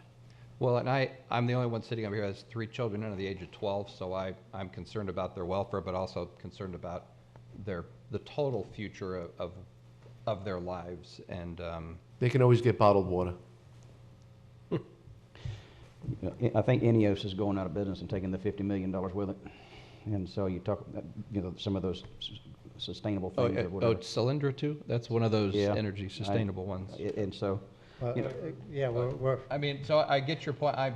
As you can see, I'm clearly not there with if it was something in the order of so we're going to ban versus leaving any door of opportunity where somebody would propose, hey, we want to look at something somewhere. But if it's a ban, then it's a ban 100%. The ordinance can always be amended at some point in the future if we have more information, more science, things like that. We can always bring it back, but right now we're putting in place the protection. yeah, Mr. Chairman? Sir. I see this, this is something just like, it's about water, and therefore, this is going to be a decision that will go past jurisdictional boundaries of a municipality or county. Because the water that we have here originates from the Floridian aquifer up around the Ocala area and comes down this way. So, we're doing a lot of talk about something that, quite frankly, if it ever did come to fruition, it's going to be out of our hands, so. Well, that's why I'm just going for supporting the county ordinance. Yeah. For us, it makes our statement and says it. I'm not saying I'm even right on this, but and if I thought that the regulatory agencies were actually doing their job, if I had almost any trust in them at all, I'd stay back. But if one thing the last 8 years has taught me is that time and time again, almost whatever agency it is, from including the FDFC, but including the Indian River Lagoon Council, which is supposed to be charged with water, they are so corrupt and so focused on this, the special interest groups which drive them, that I've really lost all faith in them. So, because we do at least can say that this is, and it's almost a justification for the citizens of Indian River County and Indian River County alone, I will support the motion. But that's just on the ordinance. Yeah. A resolution to send a worthless piece of paper up to some other with a bunch of other pieces of paper that who knows how they were driven by, I'm going to say no to, because to me that's less than meaningless. So I'm not happy about the whole thing anyway. I would be much happier if the agencies, if I had some faith in the agencies that were actually supposed to do the work, were actually doing the work. Yeah. So for me, it's more a depressing thing than it is a positive thing. So Anybody, any other comments from the board? We have a motion and second on just the ordinance in Indian River County. Anybody else? I have one other question for the attorney. If this passes, and let's say the state comes up with statewide rules on fracking, then what happens to our ordinance? Goes away. Well, I mean, it depends. I mean, if they say we're going to preempt local governments, then they'll preempt. If they say we're going to preempt, but we're going to grandfather, then that could be a position. If that happens, the board could certainly decide on its own, look, we're happy with what the state's done and we're going to move off. I mean, there are a lot of decisions that would, an analysis that would have to come out and play if such a thing happened. Anybody else from the public wish to speak on this issue? There being none, there's a motion from Commissioner O'Brien, which I seconded. All in favor? Aye. Any opposed? Aye. No, This is large. Oh, you did. I thought I did. That's You what I- seconded. Yeah, I thought I said that. That's what he said. Oh, okay. Commissioner Fleischer's. No, the chairman if you said. roll back the tape, Go back to, did you second it? I thought I had. Okay, that's fine. I'll amend my But statement. it's- It's motion by Commissioner O'Brien, second by Commissioner Fleischer. And the votes? 4-1. 4-1. So, Mr. Chairman, what I'm hearing from the discussion is there doesn't sound like there's support for the resolution, so I won't bring that up. But I agree completely with you with the lack of confidence. When you look at the chemicals currently regulated, just because they ran a model that says, well, we could increase it, I see no common sense reason why to increase a limit you already have in place. It's been there since the 1990s. And the only reason to increase it is to allow fracking to go forward unregulated. And the second point, Commissioner Zork, you're right, that I think there's some panhandle counties that do have gas deposits where they might be in favor of fracking and the economic opportunities. I understand that, but like what, Commissioner Davis brought up, this is like the city of Atlanta using all the water that goes through the Caloosahatchee before it gets to Florida. It's all about the upstream. And so, would we feel good if Brevard had a big giant fracturing project going on just right north of us, knowing that water is coming our way?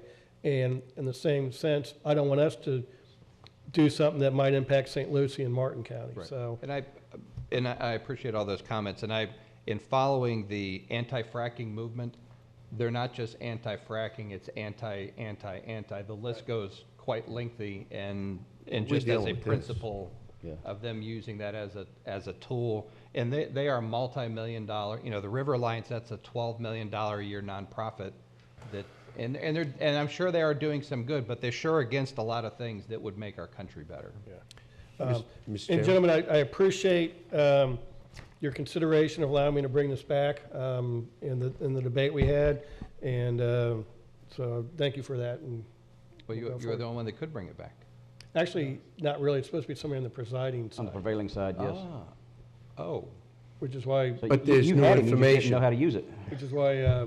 Commissioner Fleischer, you had something you want? Yeah, Mr. Chairman, I just want to say, I've heard yourself and Commissioner O'Brien say that you didn't have a high confidence factor in the regulatory agency, and if you wanted to just put that to the test, just, again, I said it earlier, why don't you just pour a little bit of benzene on your front rocks, and I'll just have lawns. do that to my rocks. If you just poured a little benzene on there and just Might grow ask your some neighbor to grass. make a phone call regarding your benzene on your lawn, and you'll see regulation come forward. Okay, guys, I've had enough of my rocks. I'm going to take pictures of my yard. I'm going to bore you with a power plant. We love your rocks. We'll just show you how beautiful my yard is. Yes. I'm going to take pictures of all the different species of butterflies I now have, which you don't have on your property, and just But so. you can't count so its when I do painted this- species on a rock as a real butterfly. No, they'll be in motion. But a little benzene and they would all be gone. Somebody's, Oh, yeah. phone thing that takes film things. I got somewhere on the 40 acres there's a butterfly. I Okay, so with guarantee it. this, we're going to move forward with this Mr. meeting. Kearns, thank you for coming to speak today. Thank you. Thank you. We'll move to Special Districts and Boards, Emergency Services District, approval of work order number 2 for Fire Rescue Station number 15. Move approval. Second. Motion from Commissioner Fleischer, second by Commissioner Zork. Anybody from the public wish to speak on this issue? All in favor? Aye. Aye. Anybody opposed? Passes 5-0. Affiliation agreement between Treasure Coast Medical Institute and Indian River County Emergency Services District. Move approval. We have a motion Second. from Commissioner O'Brien, second by Commissioner Flesher. Any discussion on this item? Anybody from the public wish to speak on this? There being none, all in favor? Aye. Aye. Aye. Motion passes 5-0. Moving on to special districts and boards, solid waste disposal district, approval of the minutes of September 14th, 2016. Move approval. Motion from Commissioner Flesher. And to include September 21st Yes. final budget hearing. Both. So amended, both, all in favor? Aye. Any opposed? Passes 5-0. First Amendment to franchise agreement with Waste Management. We will have Mr. Burke come on up. Good morning, Mr. Burke. Afternoon. For the record, Vincent Burke, Director of Utility Services. On page 302 of your packet is the First Amendment to franchise agreement with Waste Management, signed on April 21st, effective October 1st of 2016. We are now going into our second year. What we have before you are a couple items for consideration. The First Amendment to the franchise agreement that deals with the fluctuations in the natural gas component of the CPI increase. So what we have proposed... Excuse me, Vinny, did you say natural gas, a fossil fuel? Natural gas. Okay, yes. all right. I'm Just sorry, checking. natural gas. Well, the compressed natural gas is used today with some of the newer equipment that you see out there.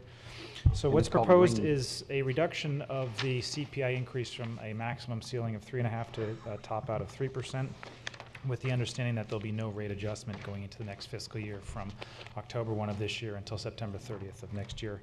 And so we have proposed to replace the verbiage in the existing franchise agreement, which starts on page 304 of your agenda packet, specifically Articles 6.6, 16.1.2.1, and 16.1.2.2, replacing the Exhibit 4 that's in the back of the existing franchise agreement with the revised Exhibit 4 for the calculation of the rate adjustment. If there's any questions, myself, Himanshu, or staff from Waste Management are available. Any questions of Mr. Burke? Not of the presentation, but just in general as we move forward on the item itself. Okay.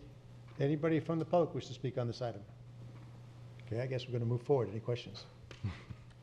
More of a recognition for the hard work that the folks at Waste Management and all their what I'd say, the boots on the ground, the drivers, you know, where we're at last year and where we're at today.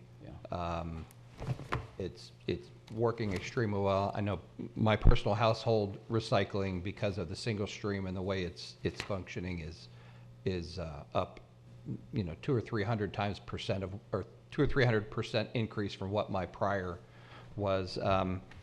They've been a great community participant in a lot of different sponsorships, donations, underwriting, manpower, in-kind, cash, and they really have stepped up to the plate in that area. And really want to say thank you to them for all their community support that they have, and just like to make sure they get full credit and recognition for that support that they put into our communities. We do have a lot of other national companies or regional or statewide companies that provide services to the county, but I would say by far, I would probably bet that they're the largest contributor to a lot of the nonprofit events that go on within the community, and I really want to thank them for that. How's the smaller cart swap going on the time frame, Benny? It's going very well. Waste Management is very responsive. Folks can call in. Again, the one-time swap has been able to happen. So some folks have actually opted for a larger recycling cart because they would like a larger cart, where we have some folks that are either elderly or want the smaller 35-gallon. It's worked out quite well. So. Good. Can I ask the board, I mean, I don't know if you all have the same, maybe it's just me, but I still have a lot of items that I'm not really sure I should be putting in recycling. For instance, I know that the plastic bags from grocery stores, I don't put in recycling. Right. Correct. No, but now. You can take those to the beach now. We've been. Or Publix, yes, that's what I'll be or doing with Walmart. some, I understand. But Everyone by takes- contrast, if you get a heavier plastic bag that, you know, for instance, I have chicken grit, you know, 25 pounds of chicken grit, which is crushed granite. I end up with a big plastic bag. Now, can I put that in? I would say no.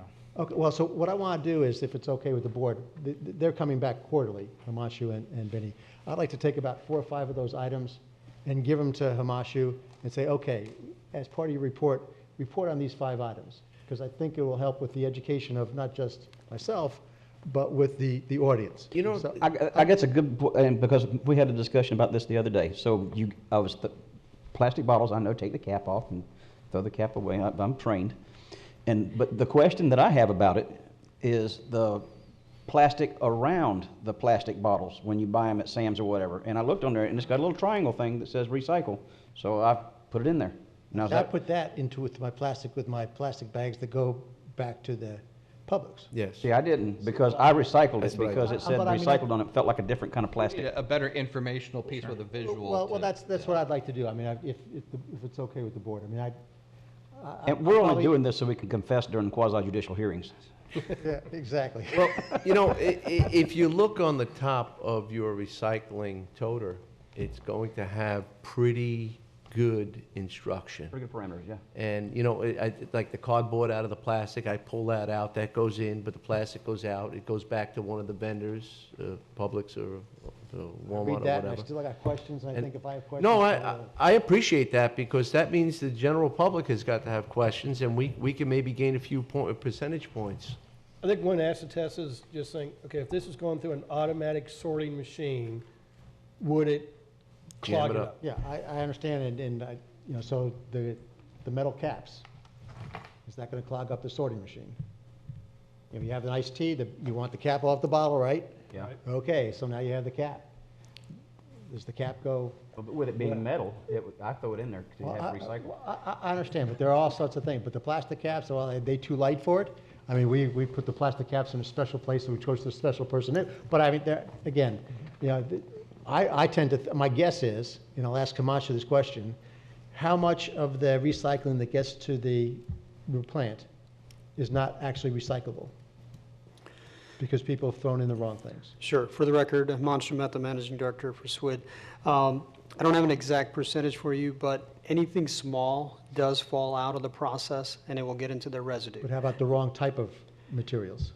Sure. A recent example, somebody threw a bicycle in their recycling cart or something like that and made it all the way to the plant. So along with some of the rare items that you're talking about, we're also going to probably maybe next quarter bring you some items that shouldn't be put into the recycling cart and try to educate our public about that as well. Okay, so I'd like us to do that if it's okay with the board, and just because I think that not only myself, but others could still be further educated on this. And if we're making the same mistakes, or people making the same mistakes, especially tossing stuff in there which can't be recycled, then I think that helps everybody. No, exactly. And like Commissioner O'Brien says, this year with our new budget, we have an opportunity. We're actually looking at some video commercials and whatnot, and we're going to try to educate the public on the process of recycling. So when the material gets to the plant and it's going through the conveyor process, where's it going to become a problem? Where's it going to get stuck? And where's it not going to make it to basically, an end product through the process? And my apologies for getting us off track here. No, it's interesting. I mean, so a bicycle, and that's just because it's just not, I mean, it's metal. That's because it fit. Yeah. I mean. No, we would prefer the bicycle in our scrap metal pile at the convenience center or at the landfill. And some bicycles, I think at the Oslo Convenience Center, we're working with a nonprofit group to try to. Okay. But when it makes it to a recycling plant. I just wanted to hear you say you were in favor of leaving the customer convenience centers open. We're going to change that after you're gone, Wesley. Mr. Chairman, I'll make a motion to approve staff recommendation for the First Amendment to the franchise agreement. Second. Motion from Commissioner O'Brien, second by Commissioner Flesher. Anybody else in the public want to speak on this? Any other comments from the board? All in favor? Aye. Aye. Motion passes 5-0. And with that, I believe we are adjourned. Benny, if you could hang on, or actually both of you, I got a question from a constituent.